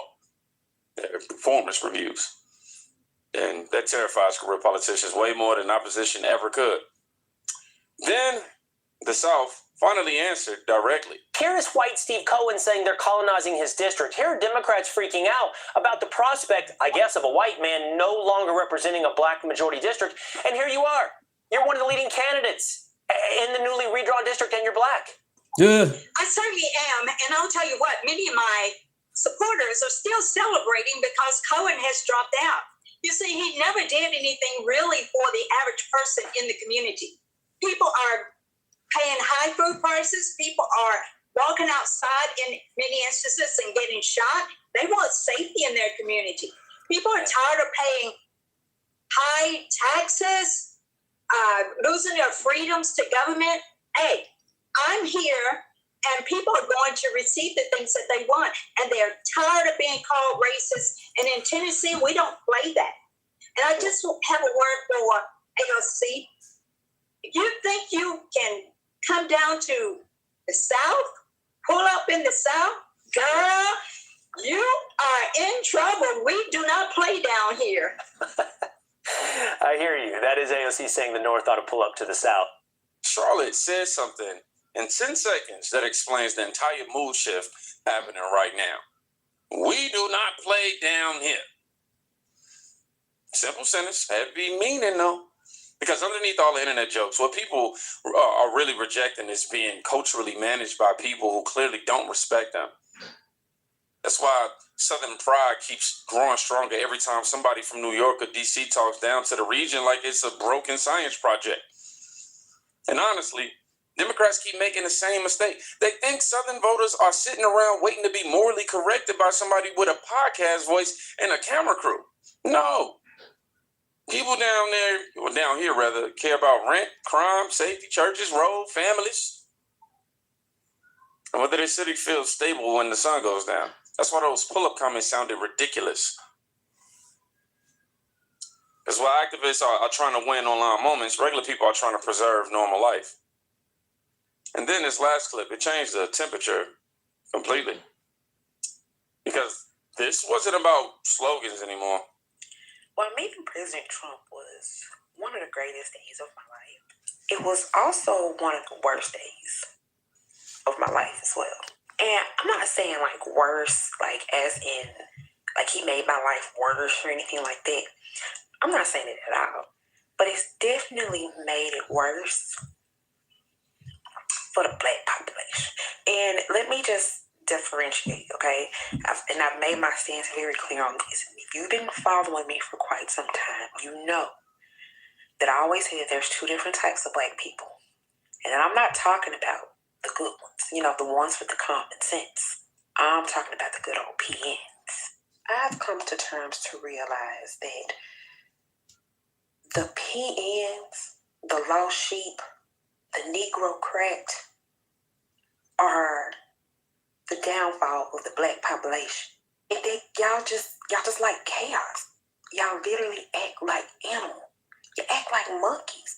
And see, they try to use that or try to say that as a stereotype or use it as a way of like a racial slur, anything like that. But you know what? At this point, racial stereotypes, they're actually born. They're actually given. Because a lot of the stereotypes that are out here about Black people is very much true. Which proves my point. A 17-year-old just got killed here in Memphis. Last week he left for prom and didn't even return home. Damn. Another 17-year-old killed him. And they just arrested him today. I'll scream about all the problems here in Memphis. Everybody getting knocked off. Everybody getting killed. But yet y'all want to come after me. Because I'm saying that I'm finally experiencing some peace over here in my neighborhood. See, you should be glad that somebody around here is getting some type of peace. But see, you Negroes are so used to chaos. Y'all are so used to the drama. Y'all so used to the nonsense that me saying having peace where I'm at just does something to your demons. And see, there's a lot of demons here in Memphis, Tennessee. Just look at your behavior. So I was at the Crawfish Festival on Sunday, and you know there was 2 girls that got put out by Homeland Security because they were fighting over corn dogs. Like we can't even. Really appreciate you guys, chat, being with me. Appreciate it. Appreciate it. Embarrassing. Like, share, and subscribe if you haven't already. Because people are gonna assume that I'm like one of y'all. Like at this point, you PNs give me the ick. Like, Right, except really, Jesus. Jesus is the way. I can't stand y'all. At this point, I tolerate y'all. And I tolerate y'all simply because I'm Black. And because of the fact that I know that you're lost sheep. And it's my Christian right that I have to give you grace. Because see, at one point, I was just like y'all. Lost, dumb, and stupid. And just like God has given me the opportunity to come out and see the truth for what it is, I gotta hope and pray that God deliver y'all from the ignorance. Amen, amen. That I received from President Trump, some PN gonna tell me, "Oh, we're done with you." And you know what? Those were some of the best words I could have ever heard. A PN, somebody, a representative from the PN delegation, telling me that they're done with me. Thank you. That could have been the best thing you could have ever done was free me. Because see, the thing of it is, I already been let you go. And at this point, the Black card y'all call yourself trying to take away from me, do me a favor and burn it. Because one thing about it, it holds no value. The Black card means nothing in the Black community. What the Black community needs is Jesus visas. Y'all need a platinum card to Christ. And I suggest y'all try to sign up ASAP for that. Platinum card. Good one. How you doing, Carlos? This clip is uncomfortable for a reason, right? Not because everybody will agree with everything that she said, but because you can hear somebody emotionally separating themselves from a belief system in real time. And that is what's becoming more common across the country. Not overnight party switches, not dramatic movie scenes, y'all. Just people quietly reaching a point where the script they were handed stops matching what they personally experienced. Because, some people weren't angry she met Trump. They were angry she survived the experience without becoming a monster they promised he was. That changes things psychologically. When somebody crosses that emotional line and realizes, wait, maybe I've been emotionally managed more than actually informed, you can't fully put that person back inside the box. And honestly, that's what this entire video was really about. Not Alabama, not pull up, not even AOC.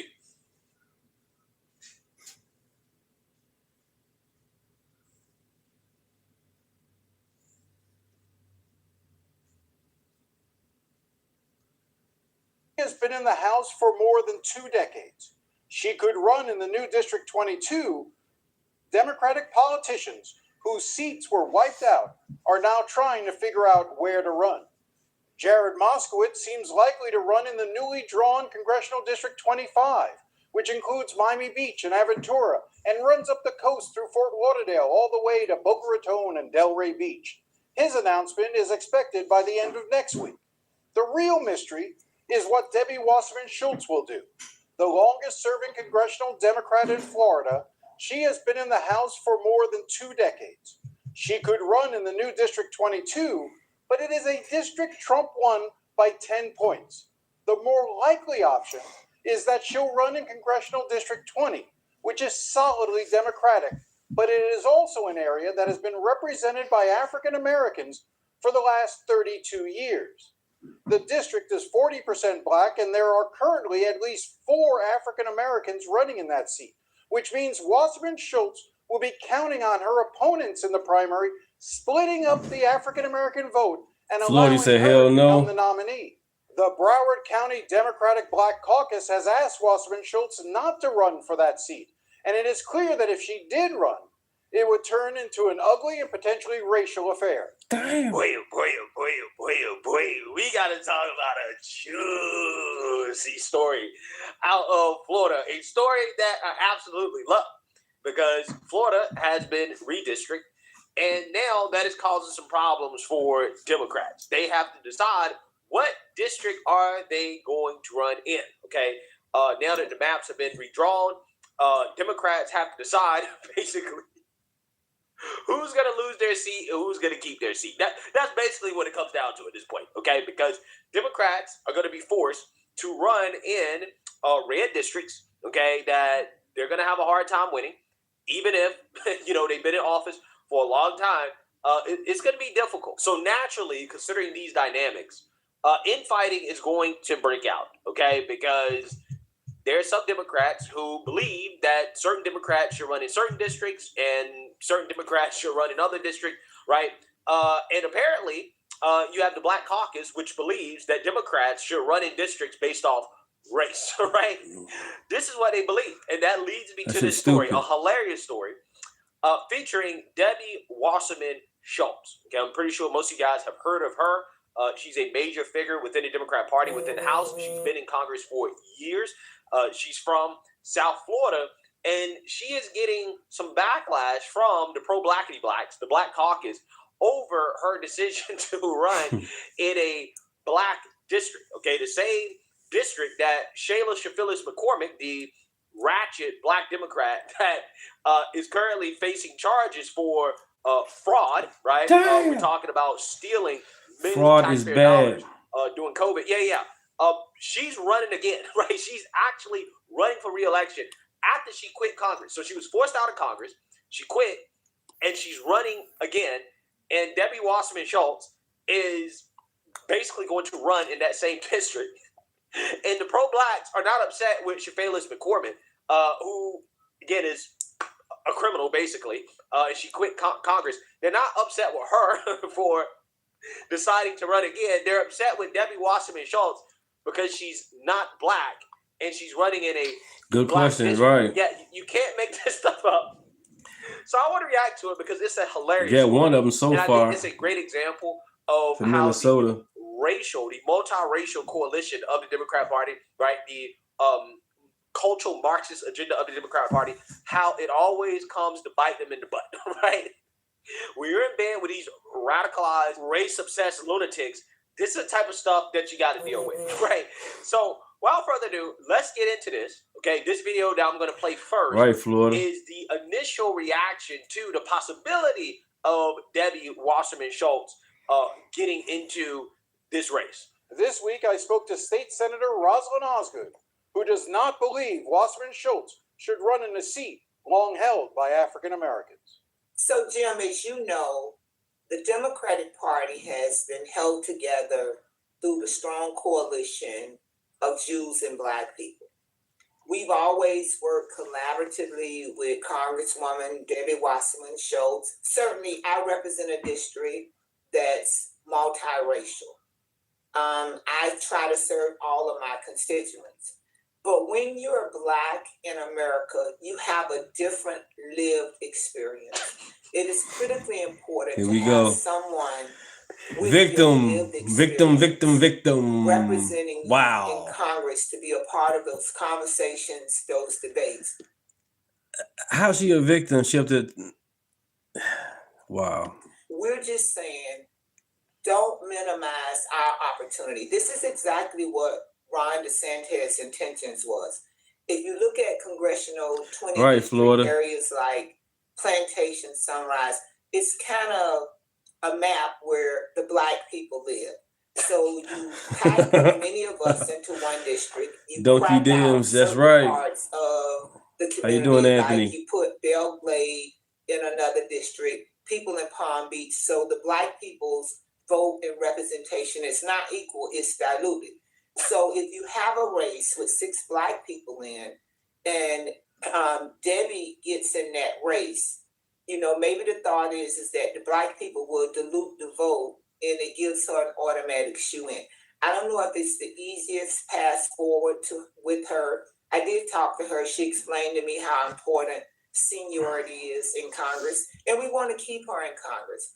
But we're just asking her to consider running in the district that she was drawn into, or even in the coastal district where Moskowitz says he's going to run, where it's predominantly Jew. So when you look at what's going on in Broward, particularly Palm Beach and Broward, how the district's being tapped, it kind of gives incumbents like Louis Frankel, Debbie Wasserman Schultz, you know, Moskowitz. It's like they're vying to protect their seats. And what we're saying is we've been an ally. We've been a supporter. You know, we want to have someone with our lived experience. Let our community kind of decide through the voting process who that person is going to be. Let me. Well, ain't that's the point of voting, right? The point of voting is for the voters to decide, right? Like, ultimately, at the end of the day, voters have to vote. They have to make the decision. Basically, what she's advocating for is that Democrats must run based off race, right? She's basically saying, hey, Debbie Wasserman Schultz, since you're a Jew, you need to go run in the Jew district, right? Damn. Go run in the Jew district because you can only represent Jews. You can't represent us Blacks, right? Us Blacks, we're entitled to Black representation, whatever that means, right? Whatever that means. That's what she's saying. It is so crazy to me because, again, these are the same people who claim that they're trying to move past Jim Crow, right? That they are fighting against racism, hate, and bigotry. But they're quite literally fighting for segregation. That's what they're doing. They're fighting for segregation. When you listen to these people talk, they don't sound that much different than the Klan, right? It's almost as if the Democrat Party didn't change. It's almost as if the whole party switching thing is BS, right? Seriously, these are the same people who love slavery. Love you too, baby. This time they just like the illegal immigrants, right? Being the slaves, okay? They're pro-segregation. They want Black districts and what's best for them, right? There's Brian, what's up, man? When it comes to the whole Black district thing, they're totally fine with advocating for racism, hate, and bigotry, for segregation when it benefits them. So in this case right here, you have a quote-unquote Black district, right? A Black seat. And this woman is saying, no, this white Jewish woman, she can't run in this seat, right? Like, she cannot represent black people.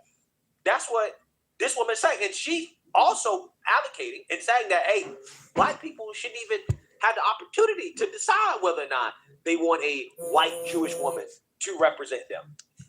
That's what she's saying.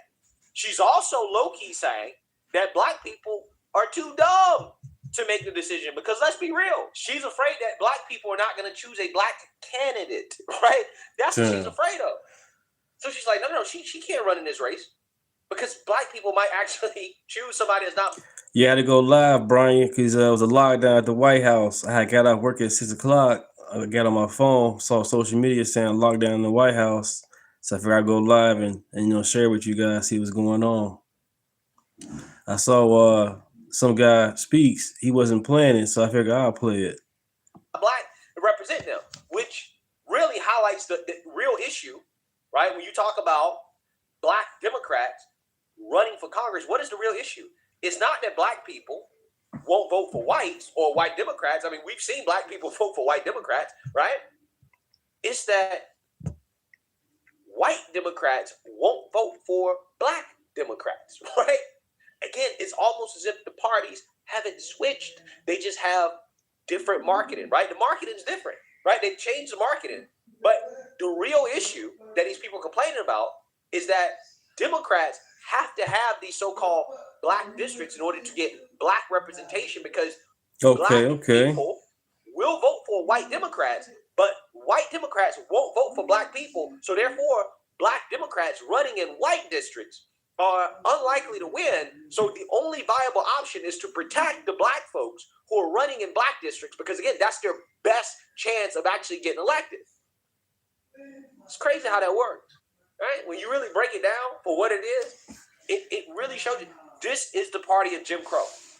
Every accusation is an admission, okay?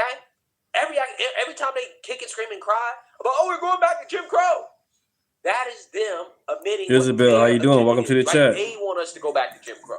They want us to go back to segregation, just in a way that benefits Democrats. Who's ignorant? Right? What happened, Isabel? Because, again, Who's ignorant? There's no principle outside of whatever is best for Democrat power control. That is it. But Welcome to when you the have chat. this so-called multiracial coalition, clearly, some people are going to put their racial allegiance over the interest of the party as a whole, and that's what's happening right now, right? Yep. She is putting her allegiance to black people over. Subscribe if you haven't already. Right? Thank you. We're growing. This is DEI on steroids.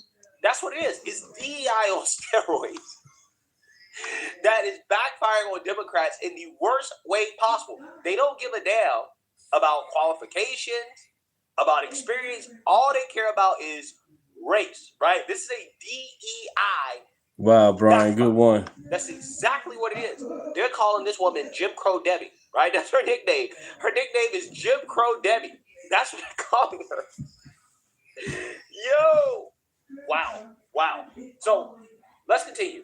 Jump in and let me push back a little. As you noted earlier, you represent a multiracial, multicultural district yourself. I'm sure that the whites and Hispanics in your district, think that you probably represent them well and are doing a good job, and you certainly are trying to do the best for them. Could you not see the argument that because of Debbie Wasserman Schultz's seniority, because of her standing in Congress, that she might be able to do things for Congressional District 20 that a freshman member of Congress, like either a Dale Holness or a Luther Campbell or any of the other candidates in there would be able to do? The difference is when you go back to the history of why this seat was created during this redistricting time in 1992.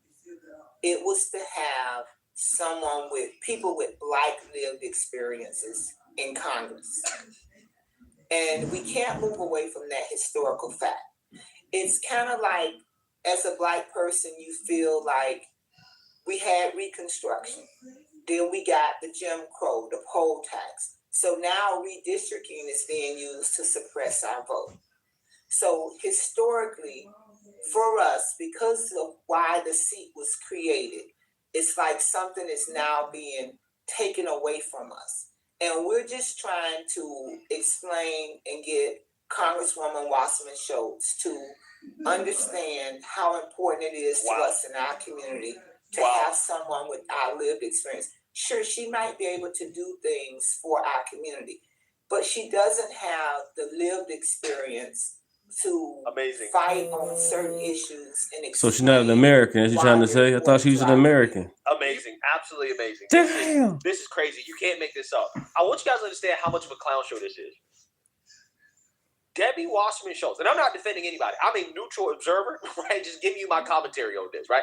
I don't give a damn what happens, to be honest with you. Don't care.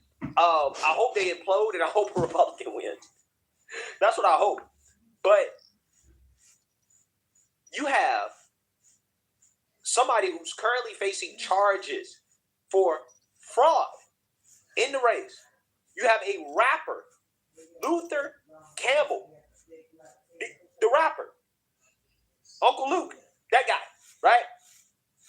He's also in the race. And you're telling this senior Democrat who actually had decades of experience in Congress that she should not run in this district because she's not black? Wow. But yet you're not telling the other black candidates in the race to drop out so that don't dilute the black vote, right? I just want you guys to understand how ass backwards this is, okay? Darnell, Saying, what's hey, up? We don't give a damn if one of the leaders of our party gets completely kneecapped, right, by being forced to run in a district that she can't win. We don't care. We want a black representative. We don't even care if the representative is a criminal or just completely, totally unqualified. We don't give a damn. We just want a black representative.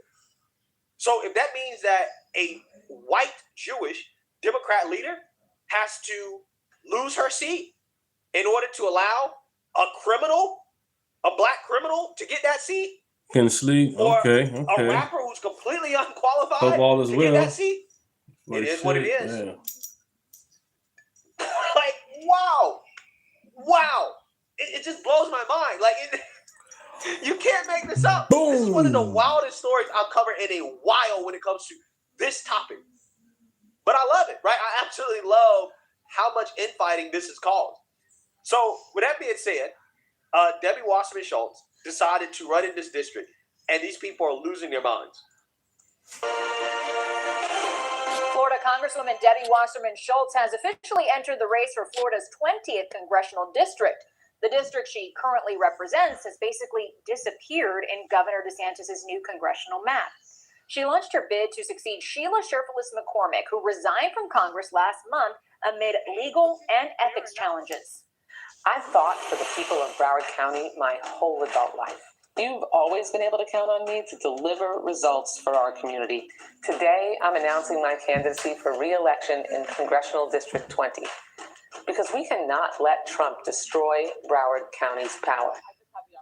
Right. Sherfilis McCormick has since launched Wrong with her these own people? campaign to reclaim the seat. Wasserman Schultz's decision has some African-American officials and organizations questioning her choice to run for a seat TDS, held you by know it. black lawmakers for the last 3 decades. CBS News Miami's Tanya Francois is your reporter in Fort Lauderdale at the African American Research Library, where she spoke with some of these leaders and groups. We said, don't run, and we said it loudly because people don't listen to you unless you talk in those terms. But Debbie Wasserman Schultz says she is running, and that's prompting backlash from much of Broward's black Democratic base. That's including crazy. From State Senator Shepard Crazy. Jones, whose district includes a portion of Broward County. He says in a state with 24 No, you million can't fix people, stupid. if Wasserman Schultz wins, it will be represented by just one black member of Congress from Florida. What this is about is black representation. What this is about is making sure that the individuals who are being represented, they at least have the fighting chance to be represented by someone who has lived their lived experience. Ashley Gant is a state rep, also a part of Florida's Black Caucus. If this was always her plan, don't play in our face. Say it. Don't say you're thinking about it and all that. Just say it. Be who you are. Show us who you are. Her opponents are also speaking out against her decision. The seat is currently vacant after Sheila Shirtless McCormick resigned during an ethics investigation. She blames her political woes on redistricting, saying her legal battles are not a concern. You should run where you feel like you're most compatible. And the truth is, today I watched the video and a lot of my constituents sent it. And the one question they all said to me, what is her why? Why this district? Why us? Elijah Manley is... This woman's a criminal, bruh. She's a criminal. And these black people are saying we'd rather have a black criminal represent us because she's black than a white Jewish Democrat leader. Somebody who's been in For her Congress looks, dang, that's for crazy. decades. Wow. You can't make this up. You can't make this. I love this story so much. For so many reasons. This is hilarious. Also in the District 20 race. You're not the candidate of choice for our community. And to ignore that and run anyways just shows you do not respect black voices. You do not respect the black community. I'm very disappointed. And they say America is racist. All this trash they talking. Black, but America is racist. And they saying it's live on TV. Oh, wow. Oh, wow. That we are here in District 20. What is going on? I'm very troubled also about what is happening because it's dividing our party. Alliances that we've built over time are shattering. Wow. It's unfortunate. Get over it. This place at this time. Another candidate in the race, Rudy Moise. He sent a statement saying Right, should not be Wasserman running. Schultz's decision to run in District 20 sends the wrong message to Dems all over Florida. And for the rest of that statement, and for a statement from South Florida rapper Luther Campbell, who is also in the District 20 race, you can go to our website at cbsmiami.com. Live in Fort Lauderdale in District 20. Good one. Tanya Francois, CBS News. Mike. Yeah, so again, they're totally silent. They have absolutely nothing to say about a woman who stole millions of taxpayer dollars from her constituents, from the rest of the country, running. And they have nothing to Yeah, they say definitely about get a caught. completely, totally unqualified rapper running in this race, right? If their whole concern That's PLC. I played it before on my live show. I played you have it. so many black candidates, and then you have Debbie Wasserman Schultz. If they're concerned about the black vote being diluted because of that, That's crazy. why are you not asking the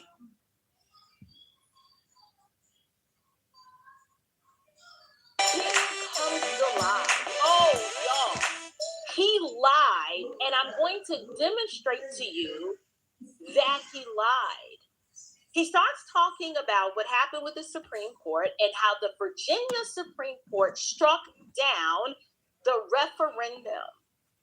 But he leaves out something very important. Let's play it back so we can listen to the lie, and then I'm going to counteract what he says with the truth. Take a listen. Had a public referendum, and the people voted on a map. And then the Virginia Supreme Court knocked down the map that the people had approved. He is lying. Or should I say what he is doing? He is purposely omitting the truth of what happened to lead his congregation to believe that it doesn't matter how you vote, that the Virginia Supreme Court is just rolled, and you, the people, spoke, and the Supreme Court said, we don't care how you spoke and what you want. We're striking down this map anyway. That is not what happened. So what I've done, I have taken the liberty to Good one. create a graphic. I created a graphic that I want to share with you guys. And just give me 1 second to get it pulled up here. I want to make sure all of it is seen. Take a look at this graphic right here that I created. Because what Raphael Warnock is doing is just flat out lying to you. Okay? He is lying. He is correct that the Virginia Supreme Court struck down the maps that Virginia voters voted on. But here's the kicker. The Supreme Court struck it down because the Democrats thought they were slick. They didn't think that fat meat was greasy. They attempted to pass new maps, and in doing so, they violated their state constitution. Let me explain. In Virginia, there is a legal way to redraw congressional maps. Let me explain. Got a nice little graphic here how Virginia's constitution draws out in outlines how it is supposed to work. So, Virginia's constitution requires that a proposed amendment, before you can just start drawing new maps, you have to get your amendment approved by the General Assembly. Not once, but twice. It has to be approved with an election of the House delegates, and in between those two approvals is when the voters can vote on a referendum. It is genius the way the Commonwealth of Virginia has this set up. Delegates that were chosen from the General Assembly have approved the measure, then they bring it to the people, and then it gets it has to go. There is a 3-step process. So let's talk about it. First, they got to introduce the amendment. The General Assembly introduces a proposed constitutional amendment, and the General Assembly does this to give itself the authority to redraw the maps. After that happens, it has to pass in session 1 of the General Assembly. Right here, both the House of Delegates and the Senate must pass the proposed amendment. Step 3 is it goes to the House of Delegates for a vote. A general election for the House of Delegates must occur so that the voters can elect delegates who know that the amendment is on the table. Seriously. Step 4 is then they've got to pass it again in the next session. So they have to call another session in the next, or should I say in the next legislative session after the election. Both the House and the Senate must pass the same amendment again. This is the checks and balance that exists in the Commonwealth of Virginia before you can just start redrawing maps. Then, after those steps are done, the referendum is put on the ballot. The amendment is placed on the ballot at the next general session, and then the people vote on it. And then once the people approve the amendment with their vote, it becomes part of the Virginia Constitution. So this is what happened. Democrats, like I said, realized that they didn't have enough time for this to happen. And so they thought they were going to be slick and like, you know what, we're not going to pass this in the General Assembly. We're not going to do all of that. We're just going to put the referendum on the ballot, lie to the people, and be like, we got to get this done now, and then hope that hope that nobody else challenges it and that it'll just pass. So the truth of the matter is Democrats had a legal road. They just didn't stay on the legal road because they're Democrats. All they do is lie. It makes it clear. There was no deadline to introduce the amendment. However, the timing matters. It must happen before voting begins in the next House of Delegation election. This election is the intervening election that is required by the Virginia State Constitution. It must be the same amendment as in session 1, and it needs a majority vote of the people. All right, you guys. After this, it'll be the last video for the night. Like I said, I usually don't go live on the weekends like this, but I had to go for you guys to see what's going on because I see people wasn't showing it, so I figured I'd get on live and show it for you. We'll let her continue. I really am glad you guys stopped by. I appreciate that. To be approved. Then and only then. Thank you. Can the General Assembly legally redraw congressional maps under the new authority? So here's the problem. The Democrats, they passed the amendment in session 1 after early voting had already begun in the House of Delegates election. That means the election in between the two votes was not valid under the Constitution. Essentially, they tried to, what does it say? Fast track the process to get the new maps in place before 2026. That is not the proper way. What they did was unconstitutional. Essentially, the referendum was illegal. Did Raphael Warnock mention that?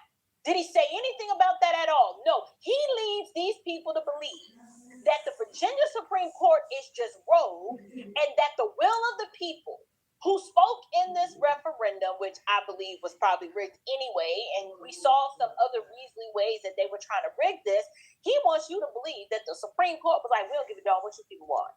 We gonna strike it down. Did you see how Satan is so deceptive that this man, in his pastoral capacity, and who is serving bivocationally as a U.S. Senator, just lied to a whole congregation full of Black folks, because this is what they do. They are so desperate for power, and his ecclesiastical mandate, which he does not have because he's an illegitimate pastor, is tertiary and sits subordinate to his role as a political figure. This man is not just a U.S. Senator, but he is a Marxist. And he is a functional atheist. He is simply using the pulpit for political purposes. I mean, it's what Democrats have been doing for decades, and they learned it from Martin Luther King. Martin Luther King tried to take over the National Baptist Convention for political purposes, because where else can you go to get access to that many Black people all in one place? Oh, okay, Buster, that's what's up. Congratulations. The church. This is why King did it. This is why Raphael Warnock does it. This is why Jamal Bryant does it. This is why Freddie Haynes does it. All of these Black pulpit pimp, Marxist-minded, melanated Negroes, don't forget that part, they use the church for political purposes. These are not men of God. These are not faithful shepherds that are expecting the unfading crown of glory when they, these are not faithful shepherds. That's the point that I'm trying to make. What the Virginia Supreme Court ended up saying was, listen, y'all know better than this. The Constitution requires the first vote to happen before the election begins. They didn't do that. And so because the Democrats waited until voting had already started, they violated the constitutional process. It's amazing how the people who are always screaming democracy are always the first ones to violate the Constitution in the first place. They violated their own state's constitution. And so therefore, the referendum was invalid and the maps could not be used. The bottom line, Virginia has a process. It is not optional. You cannot circumvent that process simply because you see that the time is running out and the midterms are upon us. If y'all wanted to do this, you should have started this process 2 years ago. You should have started 2 years ago. You started too late. That is not our fault. That is not our problem. And the Supreme Court was like, look, you do it the right way, then it is the people spoke. But that's not what happened. So here's the deal. At the end of the day, the Democrats had a legal road. They just chose not to stay on. They could have introduced the amendment early enough, passed it before the election process started, let the voters elect delegates with full knowledge of the issue, and then passed it again in the next session, and then sent it to the people for a referendum. But instead, no, they tried to rush the process to get a Democratic map in place for the 2026 midterms. And the court was like, no, we're not going to allow that. So Raphael Warnock here is trying to present this narrative that the court stole the will of the people, but the court said, no, you cannot violate the Constitution while pretending to amend the Constitution. That is the difference that Raphael Warnock left out. He just left his congregation. He gave them this emotional bumper sticker version that, the people voted and then the court just took it away. That dark Clarence Stein is like, listen, the truth is that Democrats tried to fast track a constitutional change and they skipped the required timing the Constitution and then try again. That is what happened. The chronic victim can never be trusted. Says. All right, you guys. Go ahead and cut it off. It's been 2 hours. I got to season my ribs. Get ready for the weekend. You guys are blessing. Blessing. I'll be back for you guys. Stay prayed up. God is in control.